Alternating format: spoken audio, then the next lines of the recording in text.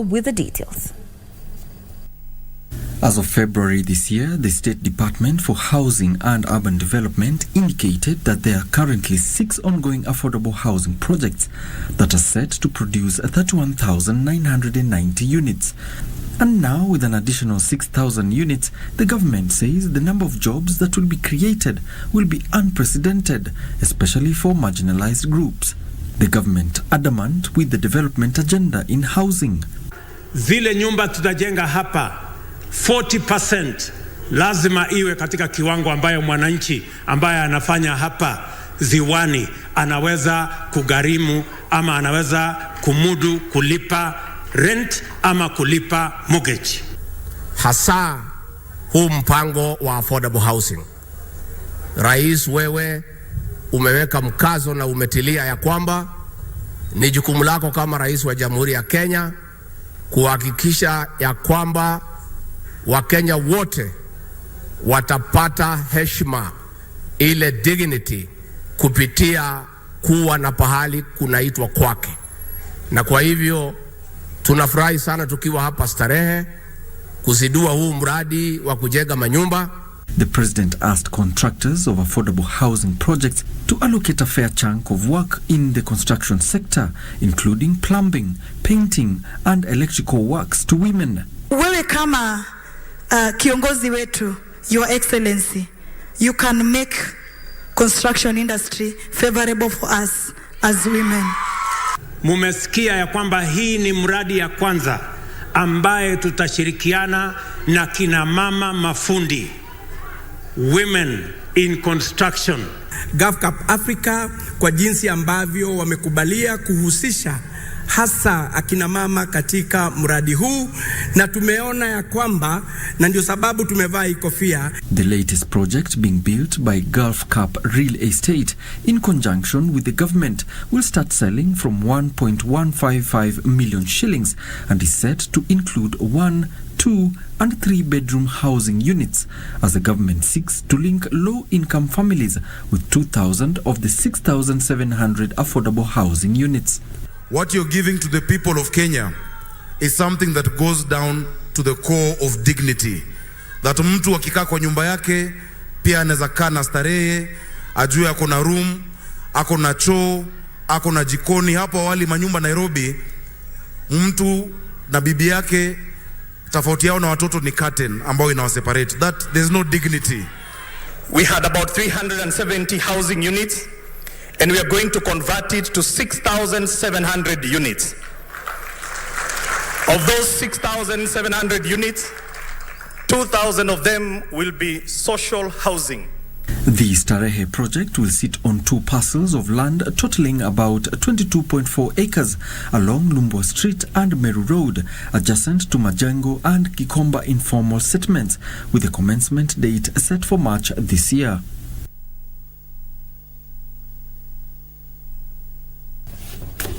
Women in construction, they're an opportunity to also empower them. Now we cross over to Meru, where the Meru University of Science and Technology has been closed indefinitely following students' unrest. The University Senate announced in a memo that students should move out of the campus immediately. While in a rejoinder, Meru University Students' Council has stamped the University Senate announcement as null and void. A memo signed by Meru University of Science and Technology Acting Vice Chancellor Charity Gishokie. The University Senate, during a special Senate meeting, deliberated on the disruption of university activities due to students' unrest and resolved to close the university indefinitely. The memo further directed all students to leave all the university campuses with immediate effect. The memo also stated that the 10th graduation ceremony, which was scheduled to take place on 11th March, had been suspended until further notice. But students say they won't move an inch. We as the comrades, tumewapea this onyo that as much as they are closing the school, they must realize that we are not going to relent. We are also going to ensure that we go to the demos. And if it goes even beyond the peaceful demonstrations, we have to demonstrate. The Meru University Students' Council has stamped the memo announcing the closure of the university as null and void. For a Senate to be complete, there must be student council representative. But it is so unfortunate that today the council met and there were no student council representative. Therefore, we term the memo that was produced to students as null and void. The students' officials say they will continue with demonstrations until Vice Chancellor Romena Sodhiambo is back in office. We are ready to stand. We are not getting tired. In fact, it might get hotter. So let's get prepared. We are tightening our belts as comrades, and we are coming for our own rights. We will not tire. We need peace, and we don't want to continue this way. And the only thing that can bring peace in Meru University is when we have the Vice Chancellor back to his office. The students engaged police in running battles for the better part of the day as they protested the removal of the Vice Chancellor, Romenas Odhiambo. The students blocked the Maua Meru Road and torched a private vehicle. The students claimed that the transfer of the Vice Chancellor was instigated by some politicians from Meru County. When I drive out from Meru University, the border salute me. The Mama Mboga who sell Mboga there, they salute me. They like me. I think it is basically people who want some people to put there so that they can get the fund that they think there is in the university. They now demand the revocation of said transfer of the Vice Chancellor.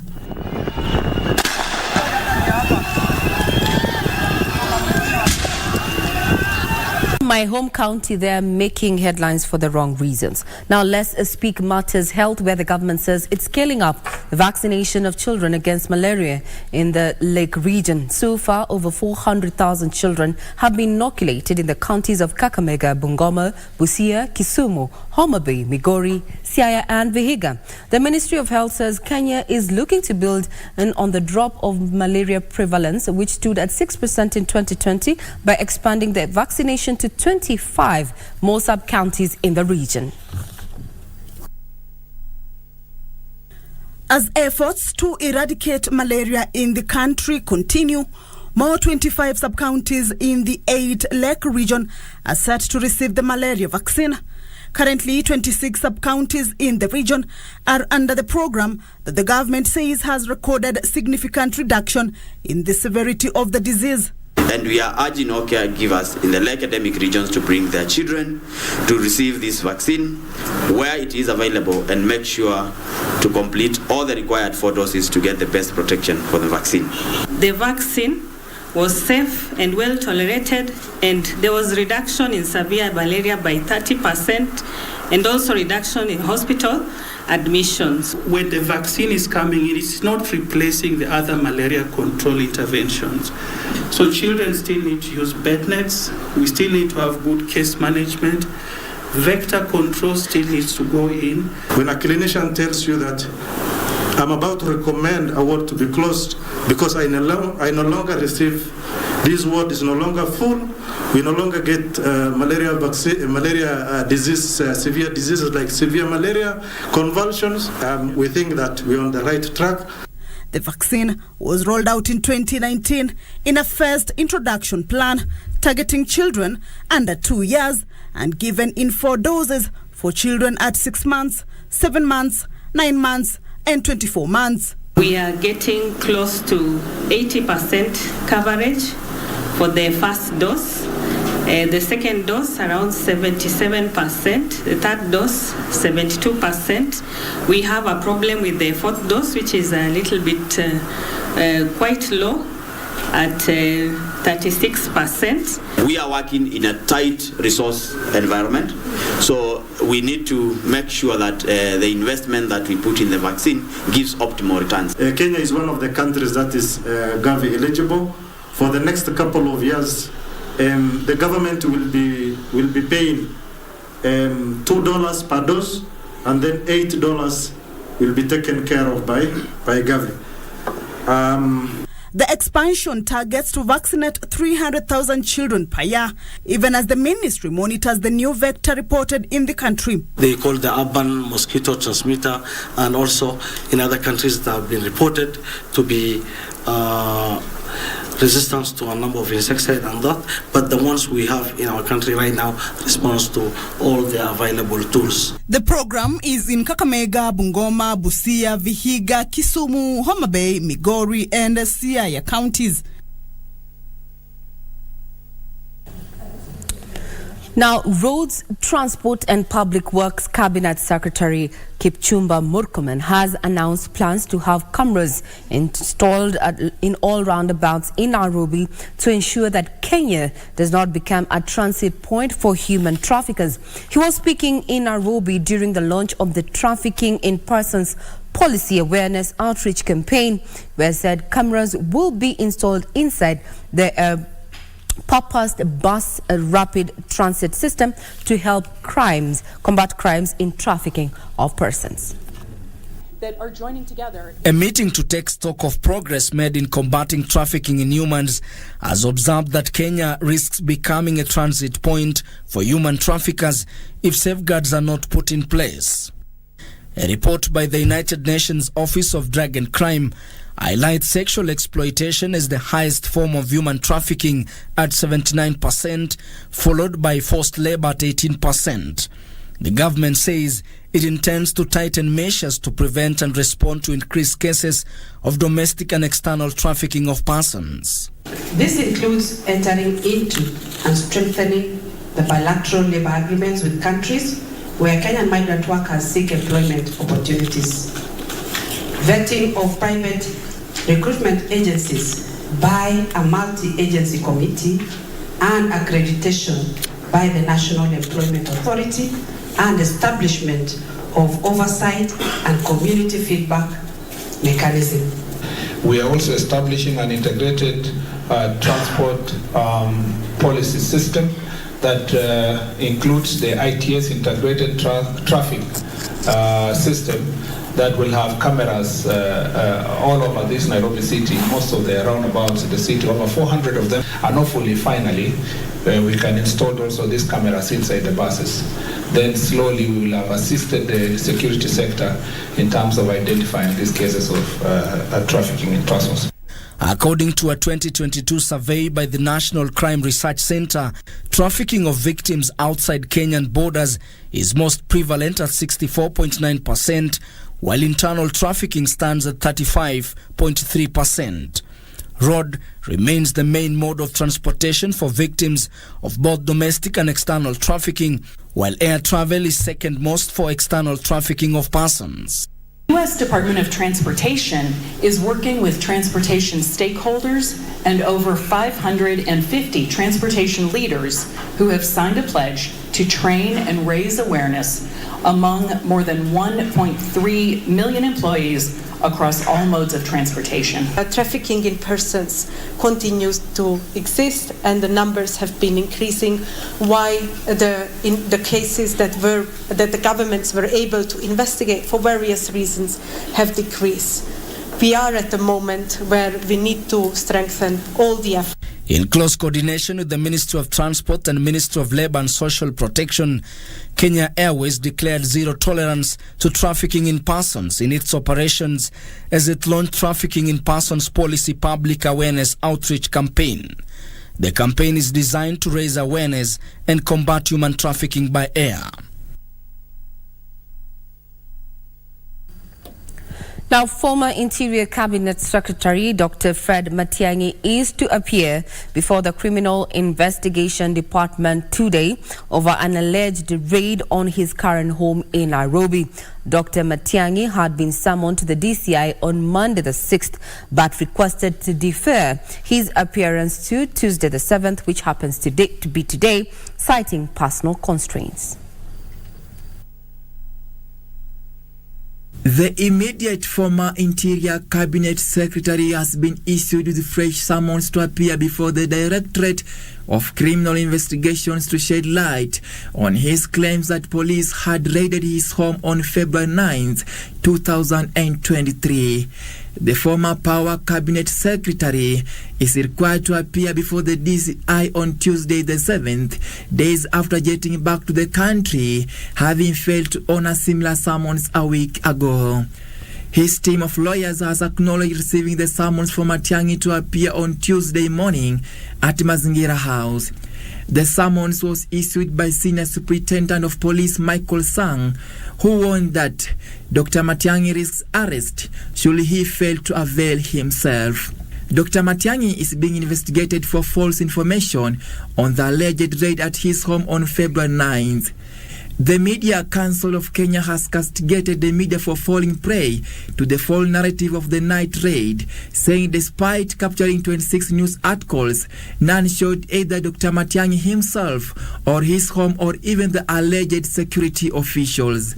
MCK says media accountability is a critical part of achieving independent, responsible, and professional media, adding that access to quality information is the minimum the media can do for citizens even as they deal with other professional challenges. And we will be definitely catching up with that later on in the day to find out if indeed the summoned former Interior Cabinet Secretary, that is Dr. Matiang'i, is going to be honoring those summons at the DCI this morning.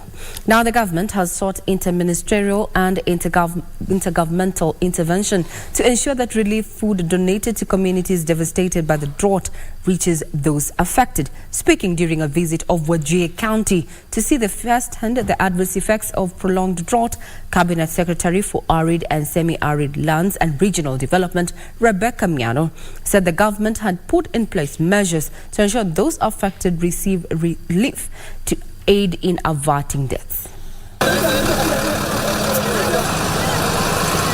The Cabinet Secretary said for the last 3 years, most parts of the northern Kenya have been hard hit by the biting drought that has left at least 5 million facing starvation. Na leo pia tumeleta mafuta ya diesel ya kuweka kwa magari ya kusafirisha maji, ndio wananchi wa Wajir waletewe maji, ndio wapate matumizi ya maji kwa manyumba yao. Na kwa sababu ya umuhimu ya yale tunayofanya, mawaziri wawili wamekuja leo na tutaendelea kushirikiana. Cabinet Secretary for Education Ezekiel Machogu, who was part of the delegation, said the government has disbursed 2 billion shillings to feed more than 2.5 million learners from the drought-stricken areas. Machogu committed to working with other leaders to deal with the effects of drought in schools. Hii kitu tunafanya kwa ushirikiano, multi-agency approach. County haina watu wake, national government haina watu wake, mwananchi ni yule mmoja. Mheshimiwa Rais ametoa pesa kwa Ministry ya Education ndio watoto wetu kwa shule waweze kupata chakula. Mwaka huu ile pesa ametoa ni bilioni 2.8 ili tuweze kuhakikisha ya kwamba kila siku iko chakula kwa watoto. Wajir Governor Ahmed Abdullahi lauded the national government's effort to improve the livelihoods of the locals during such a difficult season. Kama kaunti kuna mengi tunajaribu kufanya kadri ya uwezo wetu. Tunafanya water tracking mingi. Leo tunapeleka maji 177 sites vile niliwaeleza.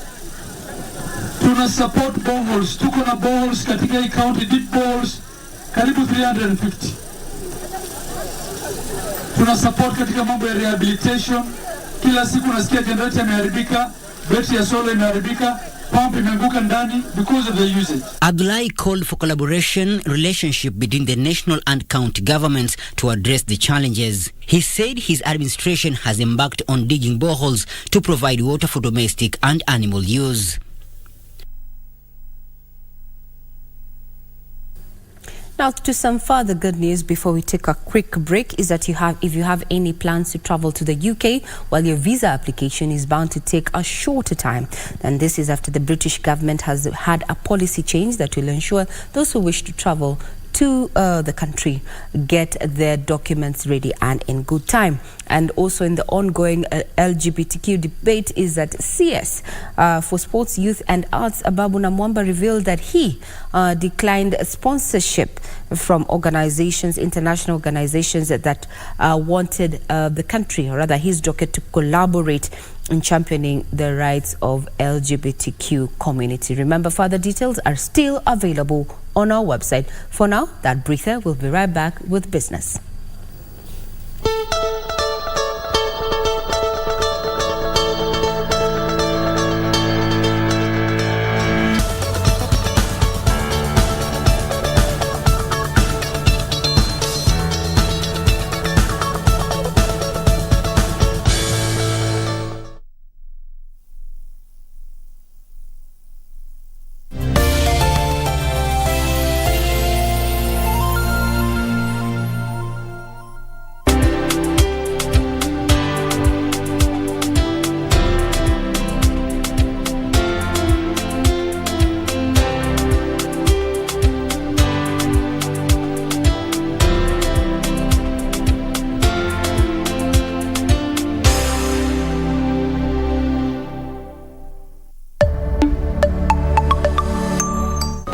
Mzee aliniambia ati jana aliota na mimi.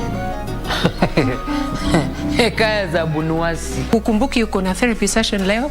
Ma'am, hiyo ni afternoon. Kuna place nafaa kuwa sahihi. You don't abandon a child just because mistakes zimefanyika. Heaven knows you wouldn't be having a brother by now. Unaweza nsakia kakitu, mazimi nadai kujitoa. Suna zile biashara nyingine ilivamiwa na masanse. Melissa, nimekuwa nikikutafuta. Sikai. Nimekuja tu kukuambia. Najua mwenye kuwa baba yako.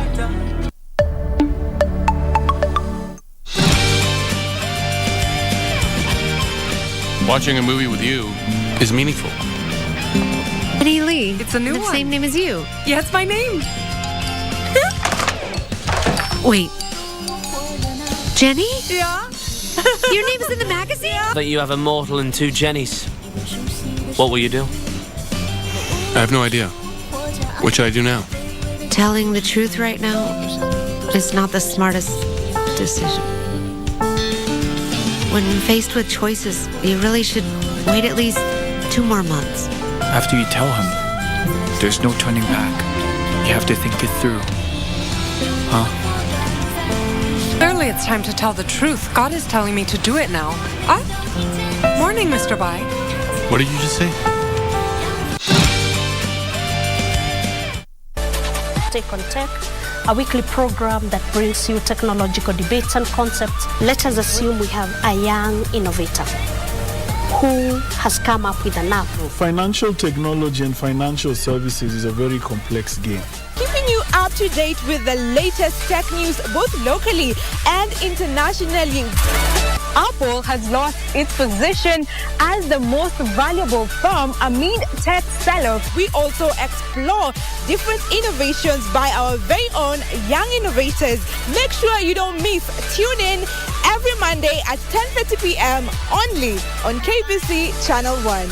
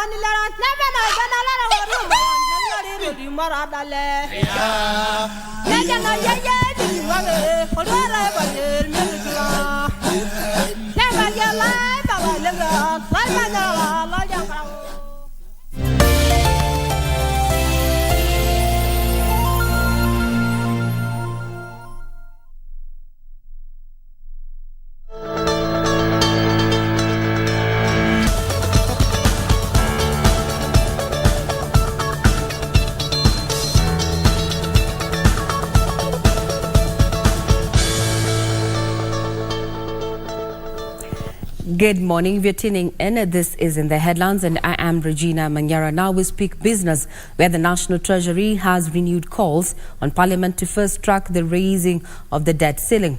National Treasury Principal Secretary Dr. Chris Kipto told the Public Debt and Privatization Committee that without increasing the debt ceiling beyond the current 10 trillion shillings limit, the government would face challenges raising cash to finance the 2023-2024 budget.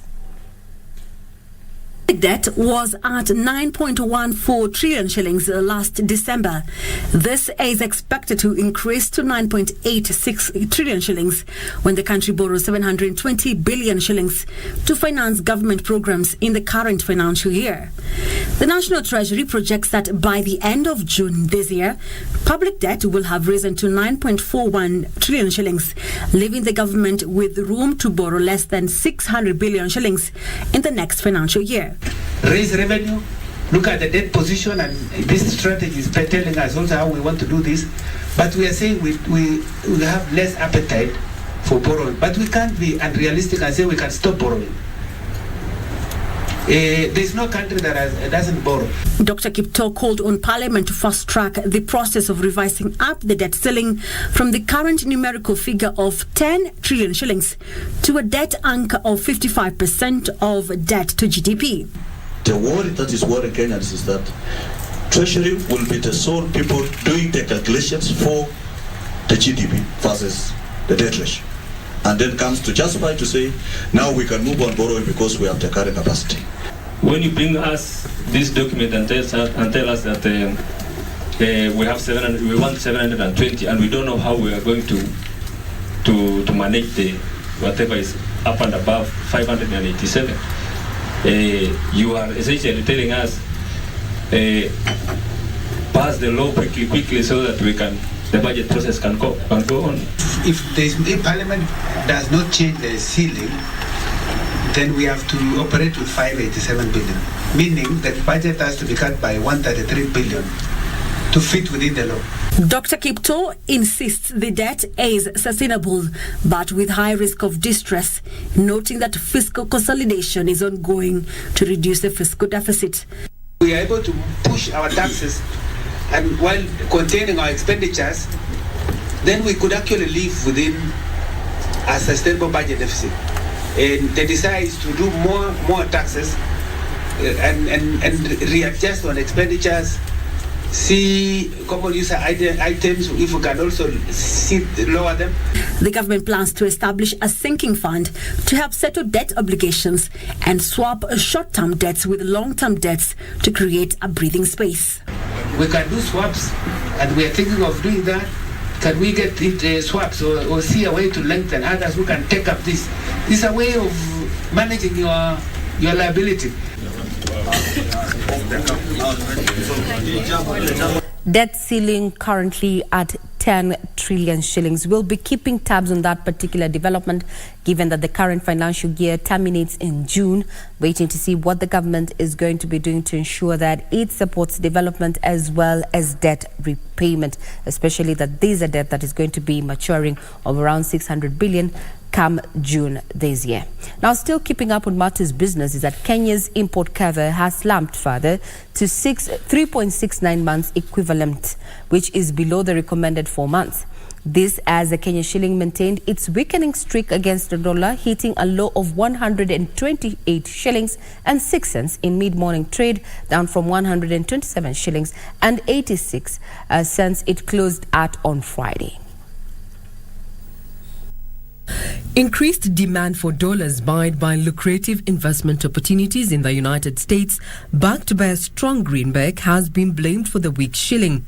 On Thursday last week, the local unit weakened to a low of 126 shillings and 27 cents to the dollar, driven by increased appetite for the greenback from importers and manufacturers shipping in key raw materials and capital equipment. And today, traders quoted the dollar at 128 shillings and 6 cents buying and 127 shillings and 86 cents selling during the mid-morning trade. This means imports have become costly as importers scavenge for dollars. This has been attributed to, among others, high inflation in the United States that makes the American market lucrative to investors and higher international oil prices supported by increased demand. The CBK weekly report indicates that the usable forex reserves have also been steadily declining from $7.38 billion, representing 4.13 months of import cover on the 19th of January this year, to $6.605 billion, representing 3.69 months of import cover as of last Thursday. Data from the central bank indicates that Kenya last had forex to cover 4 months of imports on the 19th of January this year, and forex has since remained below the threshold. So if you're in the business of a foreign exchange, or if you have dollars in hand, well, this is a time to actually continue receiving dollars, so that later, or rather actually you need to get more in a Kenyan shilling. They are converting now. $1 is equivalent of 128 shillings and 6 cents, and that is the lowest, or rather it closed at that yesterday. We'll be monitoring how the dollar or how the shilling is performing against the dollar, with even traders saying that it may actually hit the 130 mark by the end of this month. And this just continues to show that where we are in as far as the shilling is concerned, we need to do something and increase our foreign reserves by increasing exports, so that we can counter the strengthening greenback. Now to the controversial China Square that has resumed its operations after a 1-week temporary closure, following pressure from local traders who cited unfair competition. Consumers showed up in masses to welcome the reopening of the retail service, owing to the store's convenient location and affordable prices. The Kenya Chinese Chamber of Commerce has paved the way for the reopening of China Square after having several engagements with the Kenyan government. The move has since seen customers flood the store's reopening to do their shopping. Trade and foreign investments are set to pick up from this as the government pushes to foster collaboration between the two countries. Local customers lauded the move, noting that the store's convenient location offered reprieve, especially due to their affordability. Tunashukuru ya kwamba tunaweza zipata karibu na sisi, haitabidi twende mbali ili tuweze kupata hizi commodities. In terms of price, mimi naona it's fair, ni fair, pocket friendly, na pia ni hustler friendly. So mimi kwa maoni yangu naona tu waruhusiwa waendelee wafanye kazi, mtu aende afanye shopping yake mahali anajisikia. They, however, called on the government to accord fair competition to the Chinese to facilitate the business so long as they operate within the law. Acha watu wafanye kazi kwa kama wanalipa ushuru na wanatimiza yale matakwa serikali ambayo imesema, waruhusiwe tu wakuje tuinuane from bottom to get up. The reopening saw parking spaces within the China Square precincts incur a huge volume of traffic flow of customers, pushing motorists to park on the thicker superhighway.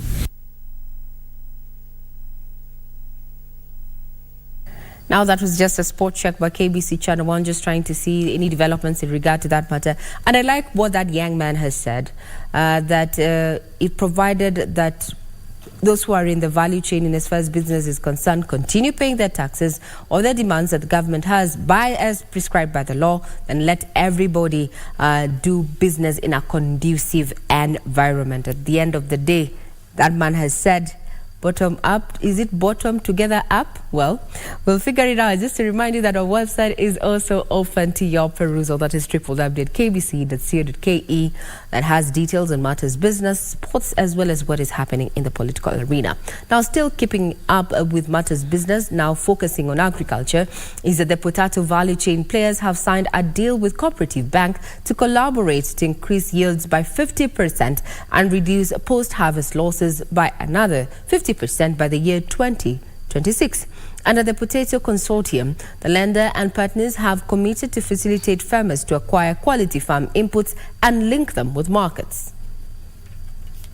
A potato supply challenge last year saw Kentucky Fried Chicken announcing plans to start procuring potatoes from local farmers after a public uproar after they ran out of imported potatoes.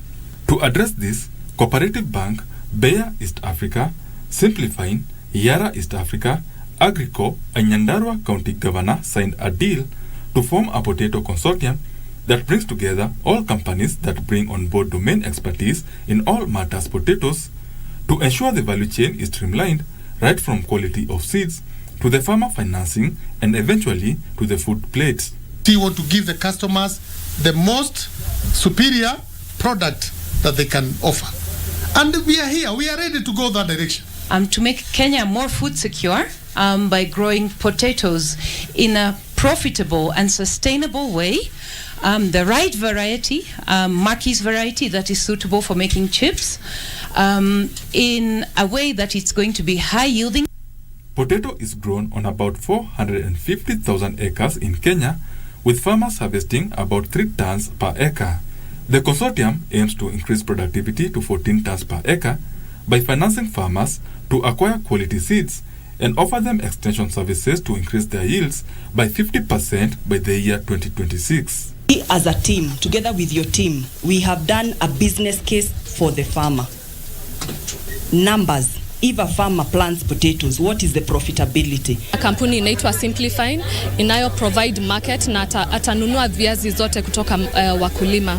Apart from that, as a consortium, tunataka kuelimisha wakulima kwa correct agronomical practices. In addition, farmers will be offered subsidized soil testing in the program that targets to onboard Nyandarua, Nakuru, Elgeyo Marakwet and Nyeri counties by this June. A lot of potatoes, but we have nothing to show that really we are the land of potatoes. The deal also targets to support the establishment of potato cooperatives to create sustainability in the crop's value chain and reduce post-harvest losses by 50% in 3 years.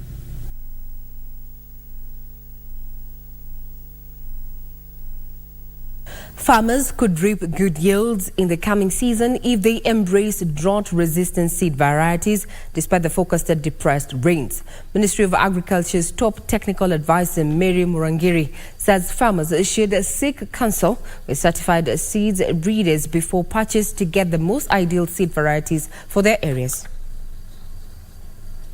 The Meteorological Department had forecasted depressed rains between this month and May, the most critical season for the country's farming calendar. Parts of the country which received rains at the end of last month reported it as below the month's long-term mean in comparison to previous years. Based on this, farmers are being encouraged not to despair, as the land preparation and using premium seeds would counter this. There is even a seed that is even resistant to pests and diseases, like now the stalk borers and the like. There is even seed that now matures faster, so that it can be able to utilize the available rainfall within the short period that is available. So which are those programs that are also able to give us the highest level of production? Because even for the costs to go down, there needs to be food on the table, not just for the parts of the country, but for literally every individual Kenyan.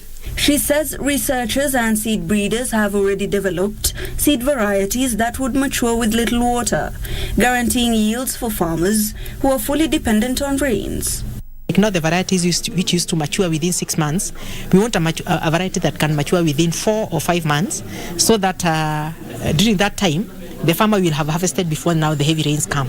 And we have been told about some varieties which mature within 4 months and you still get the same kind of yield.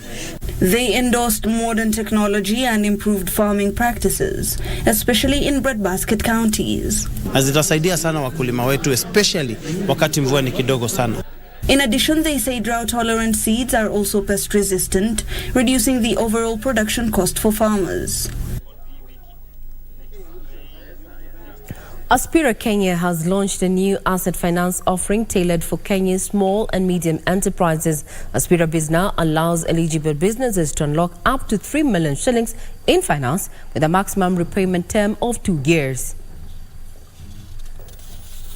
The Kenya Meteorological Department had forecasted depressed rain.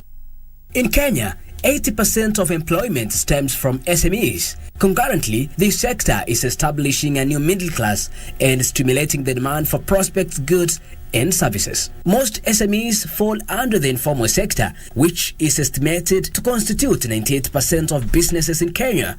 thus contributing to 30% of jobs and 3% of Kenya's GDP. Despite their positioning, access to credit has been a major challenge. Aspira, Kenya's parent company, CIM Financial Group, says the new offering will facilitate real-time access to funding for MSMEs through prompt decisions and a strong partner network to serve the qualifying customers. In Kenya, we're going to start off with asset-backed financing, and then as we get to know the market better, we can move into working capital financing, etc., that like we do in Mauritius. But from an asset-backed financing perspective, we give up to 3 million shillings over 24 months. And what that will do for the SMEs is that instead of them having to save up to buy equipment, whether it's a computer, whether it's a vehicle, whether it's other equipment they need in their business, we can provide them with the funds for that. Meanwhile, about 60% of heavy commercial vehicles on Kenyan roads are poorly diagnosed, courtesy of facilities that offer inaccurate professional advice and use either counterfeit or substandard spare parts. We are seeing a growth in demand for heavy commercial and light commercial after-sales support. In the last 1 year or so, we've invested over 120 million shillings in upgrades in this plant so that we can be able to serve our customers better. Finally, a developer has welcomed plans by the government to repossess idle land, saying it will ease access of the resource to investors and reduce the price of land. What we are doing, or what the government is encouraging, is we start making use of our land. If there is absentee landlords, there is need for them to start paying for that land, the rates, so that the government also gets value for its assets, because the land is an asset of the government. Now let's do sports, and we start off with boxing, where the national women's boxing team stepped up its preparations for the forthcoming World Championships due for the 15th to the 25th of March in New Delhi, India. Frieza Cheng is among 3 debutants in the 11-member squad that has been sharpening themselves ahead of the World Boxing Championship. Frieza, a welterweight, is hopeful of a successful debut. Matayarisho hajakuwa rahisi hapa kwa national team. Training imekuwa intense na tunazidi kukaza kama boxer kwa sababu tuko kwa war zone. So tuna prepare kwa war zone and na feel tume prepare enough. Yeah, so na hope for better results. Other boxers who are set to feature for the team for the first time include flyweight Veronica Mbithe and featherweight boxer Pauline Chege. After going out in the preliminaries in the previous championship, Africa Games bronze winner Elizabeth Akinyi is eyeing to go one better. Nilienda siku perform better, but naangalia performance natamani niende ni perform better than last one. Na ku perform better venye mnaijua ni ku bring medals home. 2 other experienced hands in the squad are former Commonwealth Games bronze winner Christine Ongare and Elizabeth Sandiego. The team also consists of Anne Wanjiro, Lona Kusa, Teresia Wanjiro, Stacey Ayoma and Amina Martha. The mixture of the youth and experience in the squad is a gamble that head coach Benjamin Musa is hopeful will pay off. Looking at the time that we've had for preparations, the motivation in the team, the resilience that is there, the willingness to learn, you can only produce champions when you have such traits. Those are traits of champions. So I think that we have those traits here, and definitely we are going to get good results. The team is expected to leave for the games on the 12th of March.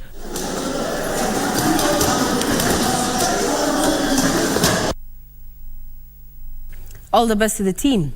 Now, Eldoret City Marathon Director Moses Tenu has assured athletes who took part in the 4th edition of the Eldoret City Marathon last year that their pending bills will be sorted out this week. Meanwhile, 14 elite FKF coaching instructors are taking part in a 10-day CAF instructors course, which kicked off yesterday at the Kenya Institute of Special Education, KISE.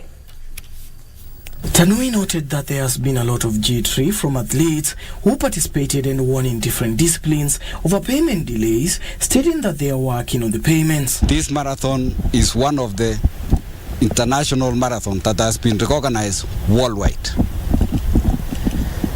You know, even during the COVID, we managed to do a marathon. And I think it was the only one in this country that happen after COVID. Tanui, who is also a retired London Marathon champion, added that this year's edition will be held at a later date and its purpose to nurture young talented athletes. Elsewhere, 14 elite FKF coaching instructors are taking part in a 10-day CAF instructors course, which kicked off Monday at Kenya Institute of Special Education. Ethiopian CAF instructor and FIFA technical expert Abraham Mebratu has stated that CAF has introduced a new coaching convention and needs new instructors trained. CAF is introducing the new convention and preparing new instructors in the conference. So once you get quality instructors in the country, you can have quality coaches. And lastly, Dandora Youth were crowned champions of the 82 Cup tournament after beating Dandora Hotspurs 2-1 in a thrilling final held at the Tomboya Primary in Dandora.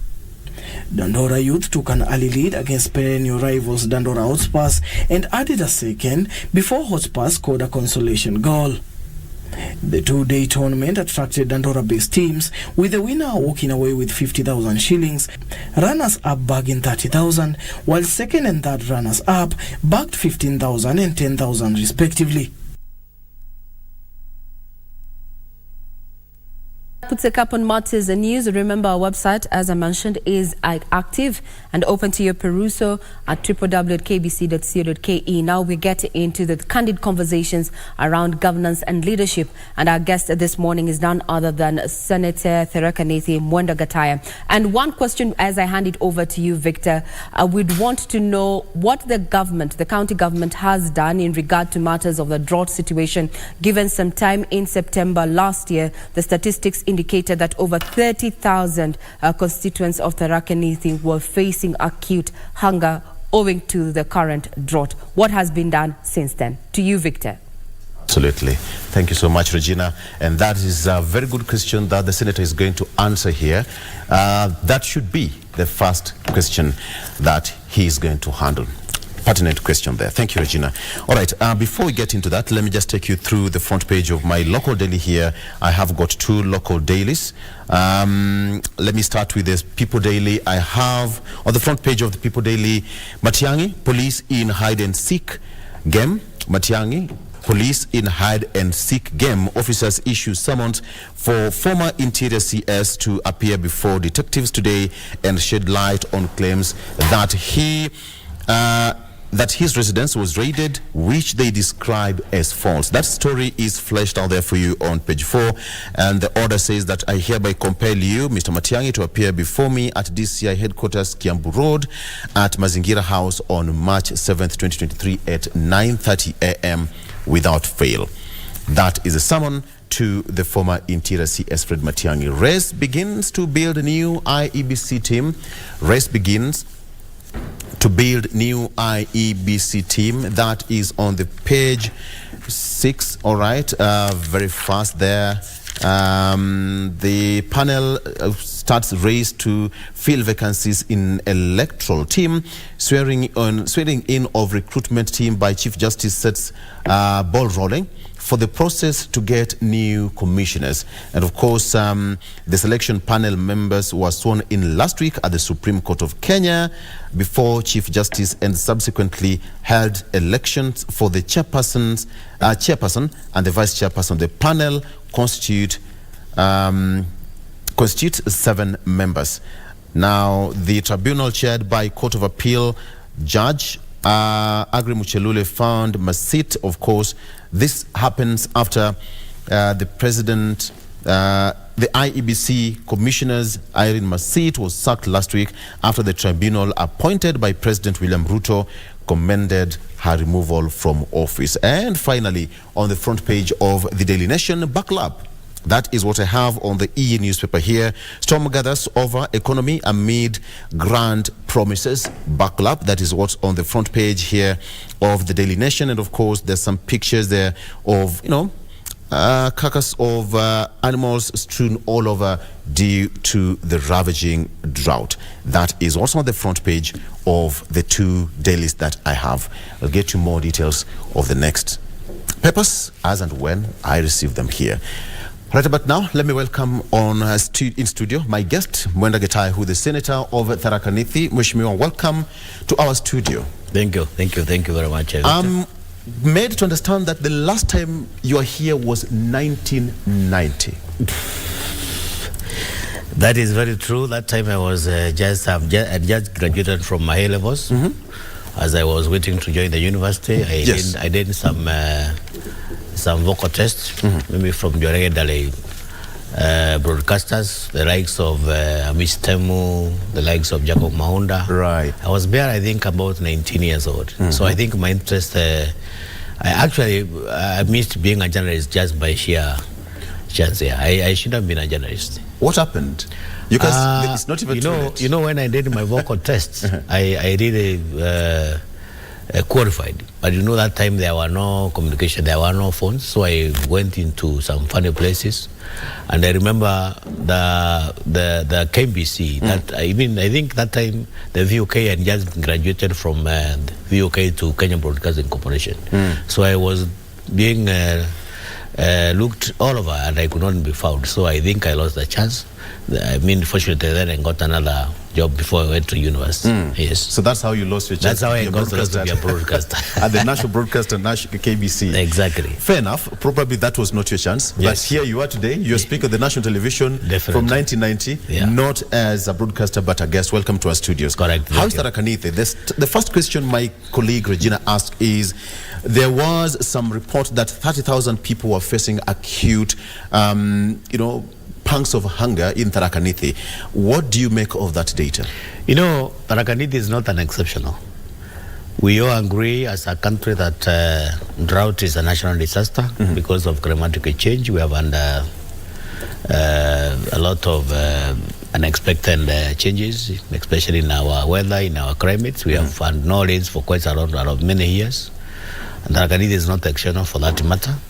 We have cases in Tharaka Nithi where people are going without food, where livestock is dying, and people have been quite affected. So it's an issue that is affecting quite a number of people, and it's an issue that is affecting people across the board, across the country. It's not Tharaka Nithi only, but of course, being the senator for Tharaka Nithi, we are working around the clock to make sure that we have looked for some mitigation to make sure that our people doesn't get affected as much. How is the situation like currently? The situation is not dire, but of course people are suffering. But it's not like the places where I've seen livestock dying, people are dying and all these things. It's not as dire as one would want to put it, but of course, especially the lower parts of Tharaka Nithi, because we have two sections in Tharaka Nithi. We have the upper zones where we have along the Mount Kenya area, the areas to do with the Chuka and Chogodia, and then we have the lower parts which borders Ukambani. So I think those are the areas where we have serious problems of people suffering from some drought and so forth. Yes. Any mitigation from the national government, from the county government? Yeah, we are working, especially the county government and national government in coordination with the elected leaders. We are making sure that we are going to alleviate that situation. Yes. You sit in one of the powerful committees in the Senate. Yes. What is the budget like currently?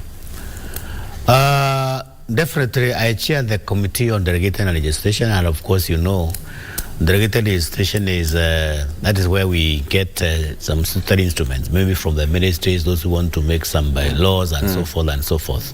I also sit in the committee on the public accounts, which of course is supposed to check on the expenditure from the national level that we go get the governors. But of course, up to now, we have no complaints. I think all is well. Yes. There's a story that Treasury is in limbo over 133 billion shillings budget black hole. How true is this? Victor, we have just come from elections. And of course, the previous regime which was there was being rooted out of office, out of maybe some inefficiency and there. So this government which just came into force the other day, we are trying to correct maybe from the previous regime. And of course, we all agree that, Our deputy president at one time confessed that when they took over the government, the treasury coffers were empty. You have read a lot of stories where people have been looting money, putting money into their sacks, thrown into some funny places and so forth. So we all agree that we are suffering as a country. So I think it's an issue that is of concern, and I'm very sure now that we are putting mechanisms in place, we are going to make sure that we rectify the entire process. Any recommendation from the Public Accounts Committee? The only recommendation that we have, the Public Accounts Committee is a committee which is charged with the responsibility of auditing the audited accounts, maybe from the county government and so forth. So far, we have been able to interrogate quite a number of governors, maybe who have found we're having some irregularities, maybe in the expenditure, in the execution of their mandate. So up to now, we are saying, because the law of the Public Accounts Committee is not necessarily to advise. We only concerned with post-mortem of the process, which has already been executed. So I think the committee which is charged with that responsibility of giving some advice is the Committee on Finance, which is led by Senator for Mandela, Senator Roba. Yes. So our work is purely to make sure that we are working on the post-mortem, because money has been spent. We really want to know the audited accounts that are there, whether they conform to our recommendations. Right. Yes. The correlation between the executive and the legislature, how is it to strengthen devolution? I think the president has been very categorical that we have had some pronouncements quite in number of public rallies, in a number of policies. For the first time, there is a lot of respect. There is a lot of good relationship between the executive and the legislature. Because initially, what used to happen, you used to find that the executive, especially the governing class, the PSs and the CSs and so forth, were quite calling a lot of shots, maybe in the governance and so forth. So there is a line now drawn between the executive and the legislature, and every department to that effect is being respected. So I think there is a very smooth running between the two entities. Yes. I'm asking that question because a majority of counties say that they have not received their reimbursement up to this date. Some of them have received, but not to the full amount. How is it going to be for the counties? No, it's a serious problem. It's a serious problem because, like my county, the last time when the county received money was around November.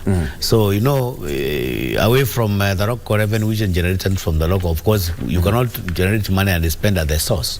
So we have a lot of problems in credit, especially in paying contractors, in paying workers.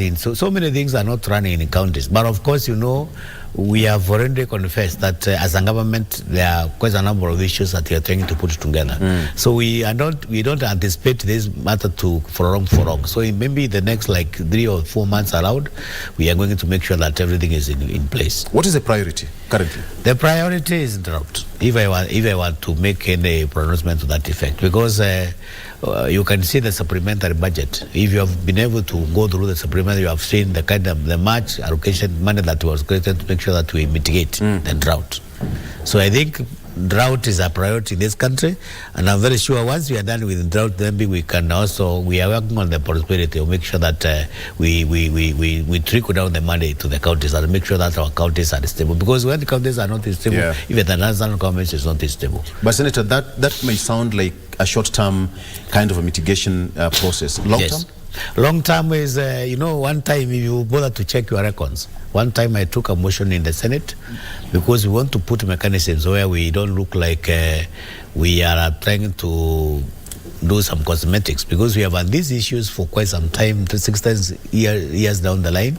We are having the same problems, drought, begging for food, begging for money. We really have to have a serious policy as a government where we are supposed to have some strong foundations on how we can maybe preserve our food, where we can generate our food and so forth and so forth. So it's an issue that needs a lot of scrutiny. Yes.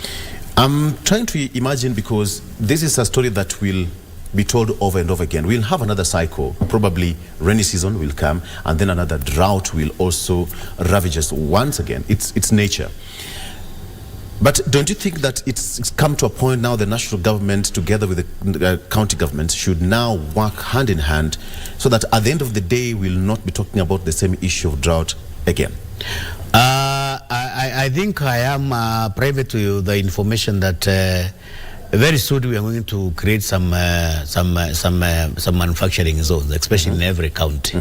So the president has just stated categorically that in every county we have a manufacturing zone where we are supposed to generate food for every county, and I'm very sure that kind of thing is going to first of all create employment, make sure that we have guarantee for food security, and it's an issue that is being discussed at cabinet level, and I'm very sure in the next few months that thing is going to be implemented. So I think there's a serious arrangement to make sure that we have mitigated the problems that are affecting our country as such now. Do you have discussions with the national government? Definitely, that's a national government issue, and of course you cannot do that in discussion without involving the county governments. Of course, land will be created from the counties. So it's an issue that is being discussed between the national government and the counties. So because we want to run away from those empty politics and politicking here and there, so we want to make sure that we have created bumper zones in every county, make sure that we have generated food and make sure that we have created some employment in terms of factories and industries. Because in every county is blessed with its own resources. For example, if you go to Tharakanithi, you find that some areas are too much endowed with maybe mangoes, others are endowed with coffee and all those. So we didn't want to capitalize on the interests of those particular people. Yeah. Some people have been calling for this situation to be declared a national disaster. Yes. Do you also hold this? I think the government couldn't be late. I think that issue is supposed to be a national disaster some 5 months ago. Because it's a serious problem which is affecting the entire nation. You can go to some parts in Northeastern, some parts in Masai Island, some parts in Rift Valley. People are dying. There's a big problem that we have at this country. But I'm very sure the government restores and I think something is being worked on. Yes. Senator, we are 5-6 months into the new administration. Your data, what would you talk about the current government? Up to now, because we have supposed maybe to analyze some issues to do with security. If you look at security, we have a lot of issues. We even previously, before this government came into force, though we have some spots where we have some issues to do with insecurity and so forth. I think the CS in charge of Interior has done very well. Other ministers are trying to pull up. And it is not easy, my brother, to just wake up and take a government and you start rating the government within 6 months. Yes. It's too short time that you cannot necessarily say that this government has been able to do this, because this is the time now when we are putting structures in place. Just the other day we concluded with the KBCSs, we are working on the permanent secretaries, which we have just concluded, and so I think we are putting systems, considering that we have not even operated even a budget. So we are working on a budget that was maybe from the previous regime. It's just the other day, I think a day or two weeks ago, is that when the supplementary budget was brought, which has just been ascended by the president. So I think there is nothing much this government has said that we have put structures on our own, because we are working on a budget that was being done by the other regime. So I am very sure there is a lot of hope. Yeah, there's a lot of hope. There's a lot of hope. At the end of the day, there's a lot of expectation from Kenyans. And now the weight lies squarely with the president and his administration. What do you think is going to be? No, the president is a hands-on person, very young and energetic. He's a brilliant person, somebody who we really hope and we really trust that this gentleman is going to perform, because he is not naive. He has been in this government for very many years. He has been an MP, he has been an assistant minister, he has been a minister, he has been a deputy president. So I don't think whether there is anything that is not right within himself. So I think along the way we hope that the president is going to perform, because I don't think whether, and of course just looking at the people who are surrounding him, the cabinet ministers and the permanent secretaries, they are people with vast experience, and I'm very sure something is being done, and we are going to be happy very soon as Kenyans. And you still say that there is hope? There is hope. Absolutely. Yes. The selection panel of IBC now is almost taking shape. Yes. What do you make of that? No, it's the best panel, because I remember those things came to the Senate, we passed, came to the National Assembly, we passed, because we need definitely, where we go wrong. We need people who doesn't have any affiliations, right? Because an MBC should be an independent body without anything to do with the parties. It's something that's supposed to be professional. So I think that's how we best create the credibility of any election. We cannot just pick people from who are not vetted. So I think the panel is quite excellent, according to me. The opposition is not happy with the composition. That is their business. Of course, when the opposition is supposed to check on the government, so they will never be happy for anything. that would have a ripple effect at the end of the day towards that election. You know, you cannot agree. Democracy is democracy. If you look at democracy is when you involve everybody and everybody gives some consent. And of course, the role of the opposition is to check on the government, which they are doing. And I don't think there is any trouble with that. You remember the other day, the president intended creating an office of the official opposition for the first time. This is, I think, this is the fifth government. From 1963, we have Kenyatta, we have Moi, we have Kibaki, and Uhuru, then Ruto. We are creating an office for opposition where they're supposed maybe to sit comfortably and check on what the government is doing. I think that's the best way we can make sure that we have really realized our interest for democrats and good governance. Yes. How can the current IBC, the one that is about to be constituted, how can Kenyans have faith in this commission? Because it was competitively recruited, because both the bills came to the Senate, the National Assembly, they were passed and so forth and over, because it incorporates everybody. If you look at it, it has the professional bodies, the LSK, it has the professional bodies like the region. So it's a body that is comprised of all the interests of this country. So I think there is every need for Kenyans to trust the That has happened in the past, but it has not stopped the commission from falling short. Simply because you missed the other day doesn't mean you missed today. You missed and maybe rectify along the way. Yes. So you still say that two wrongs don't make, now of course, exactly, make a right? Yeah. Can't make a right? No, Just two wrongs cannot make a right. Now these no. What I'm saying is that there's, we cannot say because you made a mistake yesterday, so we expect you to make a mistake today. No, maybe you made a mistake here. That's why you can see the kind of mess that were almost like being caused in the bombers there some few months ago. So we really want people who doesn't have any affiliation. We want some people who are credible, people who can be trusted, people who are vetted, and that's exactly what we have done as a Senate and as a National Assembly and as a government. Yes. How, as a Senate, how are you going to make sure that the selection panel is streamlined in such a way that at the end of the day it will serve the interest of Kenyans, the voters, and even those people who will be contesting for particular seats, various ones? One thing is, if you look at the law is very clear. Once we have find that there is an IBC official or a member or a commissioner who doesn't conform to the ethics, then we have a tribunal to remove him. So I think those checks and balances are there and people should not be worried. So for the first time we are going to have a very credible elections, maybe in the next coming elections, 2027.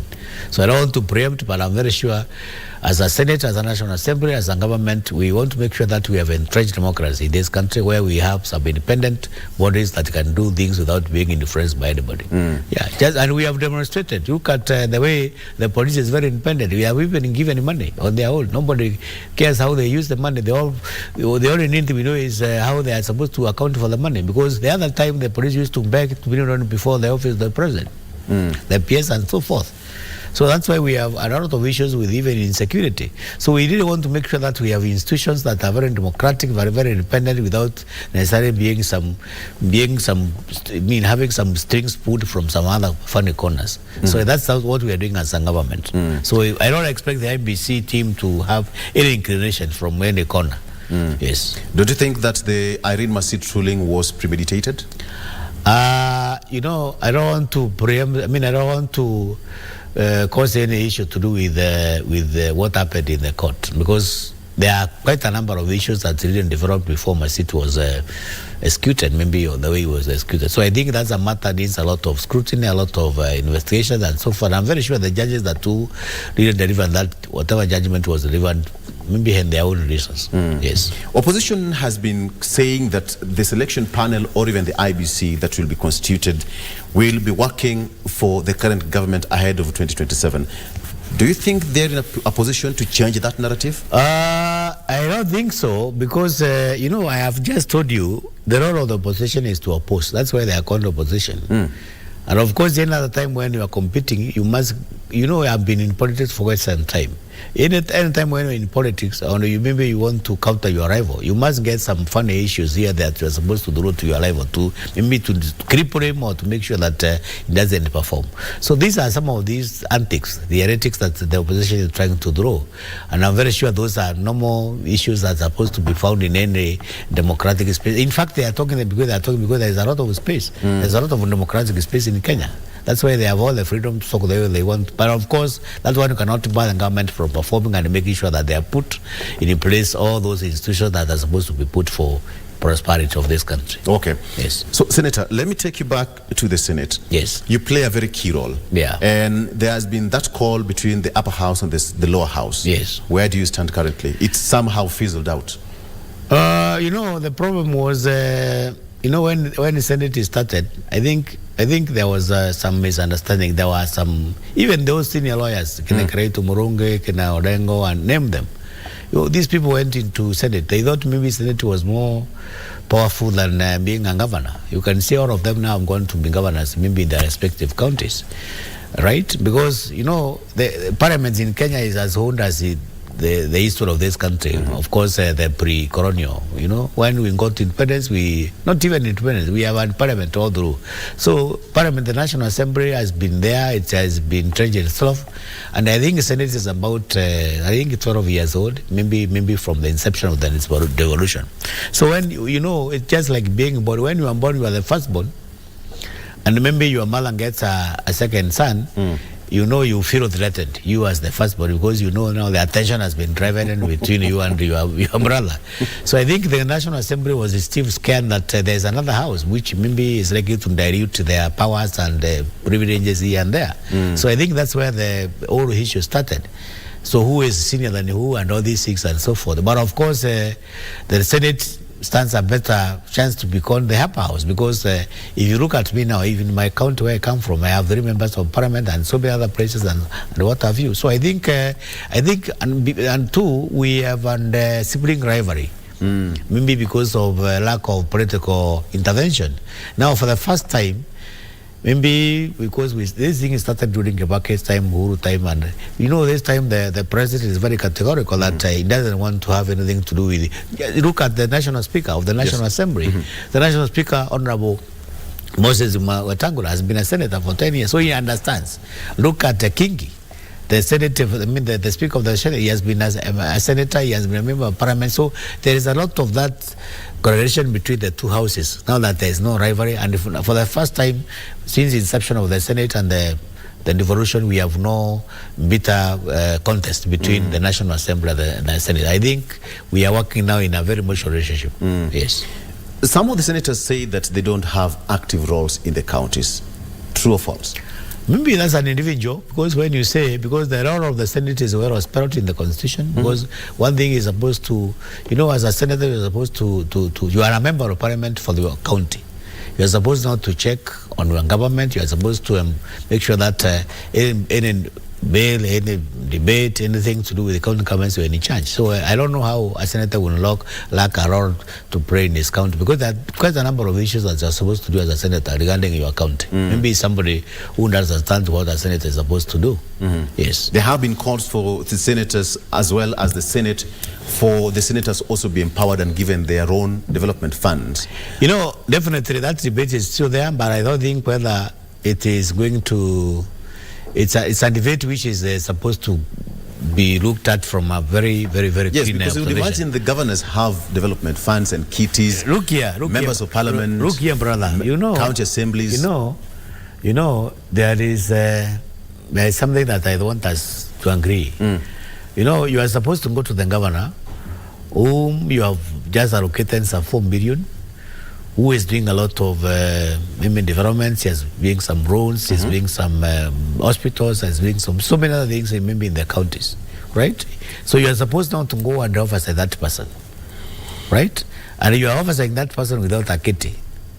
You cannot outrightly say that this road, because you are not an expert, you cannot be expert in every field. You need a quantity surveyor, maybe to quantify, the extent to which road has been done. You need somebody who can tell you this hospital has been able to consume this much of money. right?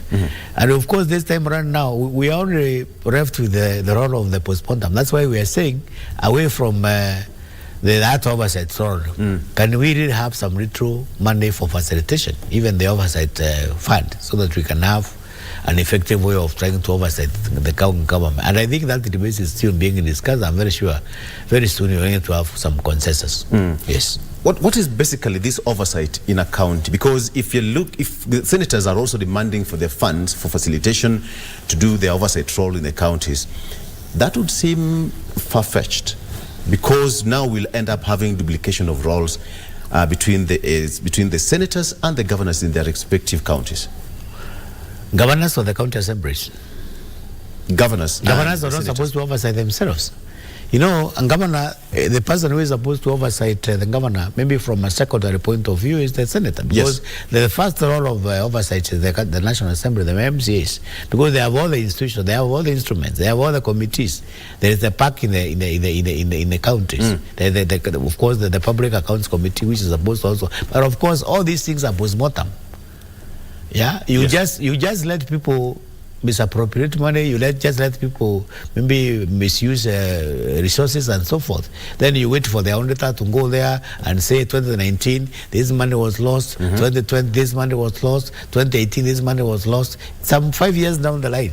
So can we have some preventive measures, maybe mitigation, to make sure that we don't have to have to let these people just misuse money just like that. Okay, let me try to be mean a bit, Mheshimiwa, and ask you, what would you need that money for the oversight not in necessarily, your county? Not necessarily as a senator. You know, you cannot have money as a senator. You can, even members of parliament, the CDF is not given to members of the National Assembly. You know, there are some mechanisms. There is a committee, the manager, and so forth, who are supposed to run these kitties. You know, as a senator, you don't need that money as a person. You only need that money should be institutionalized. You're supposed to have some staff. You're supposed to have a content surveyor. You're supposed to have a road engineer who is supposed to tell you, you give this money was given to the governor, this the road has to spend this money. Even before the audit has come, you already have the knowledge that this money was not properly used. So basically that's what we are saying. No senator is saying that, can you give us me money put my account so that I can be moving around, driving cars and all these things and checking on the governor? No. No, we have supposed to have a system where the senator is being equipped even for, we need procurement officers to check on whether there were some irregularities in procurement processes. Of course, we need an engineer. That's what I've just told you. We need quality surveyors. We need experts. We need even human resource people to say whether there were some procedures in recruitment. So that that way we are going to make a very big impact on maybe the mitigation. Try to make sure that we are preventing even that misuse. Is there a proposal for a standard, distribution? No, it's being worked on. That thing is just we are only implementing a talk that just came. It's a proposal. It's a proposal. Nothing has been put in place, and I'm very sure there is some talk. Something is being worked. I don't want to preempt anything, but of course it's an issue that is of interest, and I think both the houses will be in agreement. Absolutely. Yes. Senator, let's take a break, and when we come back I will still want to talk about the issue of insecurity. You are bordering with some of the counties that is now still grappling with cattle rustling, and now we are being told that the army and the bandits are also now going head to head. How is it affecting your county? And by the way, what's so good in Tharaka Nithi? You answer that when we come back. Thank you. Let's take a break. We'll be back with Senator Wenda Gataya of Tharaka Nithi shortly.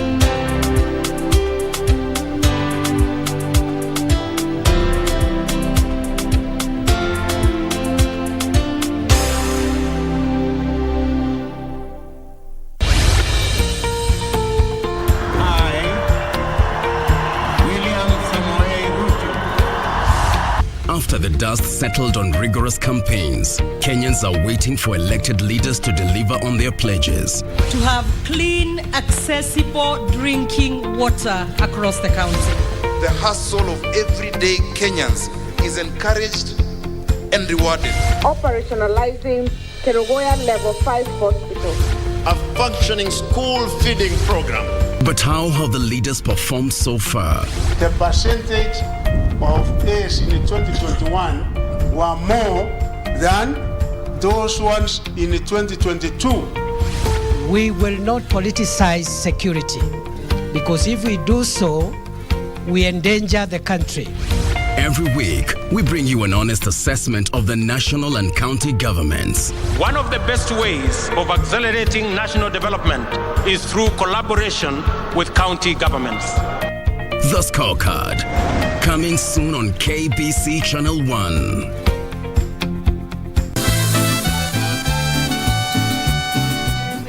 Fabiola. Alonso is a man who's not meant to be alone.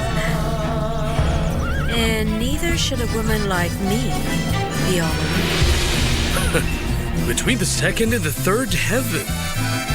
Very good. So what does that mean? Is there another heaven that I don't know? I'm going to ask you to do something else. I will, sir. I want you to go with Amparo. She asked the old hump. More than ever. I will have something delivered to your house. We need to prepare to get Oligario out of the way.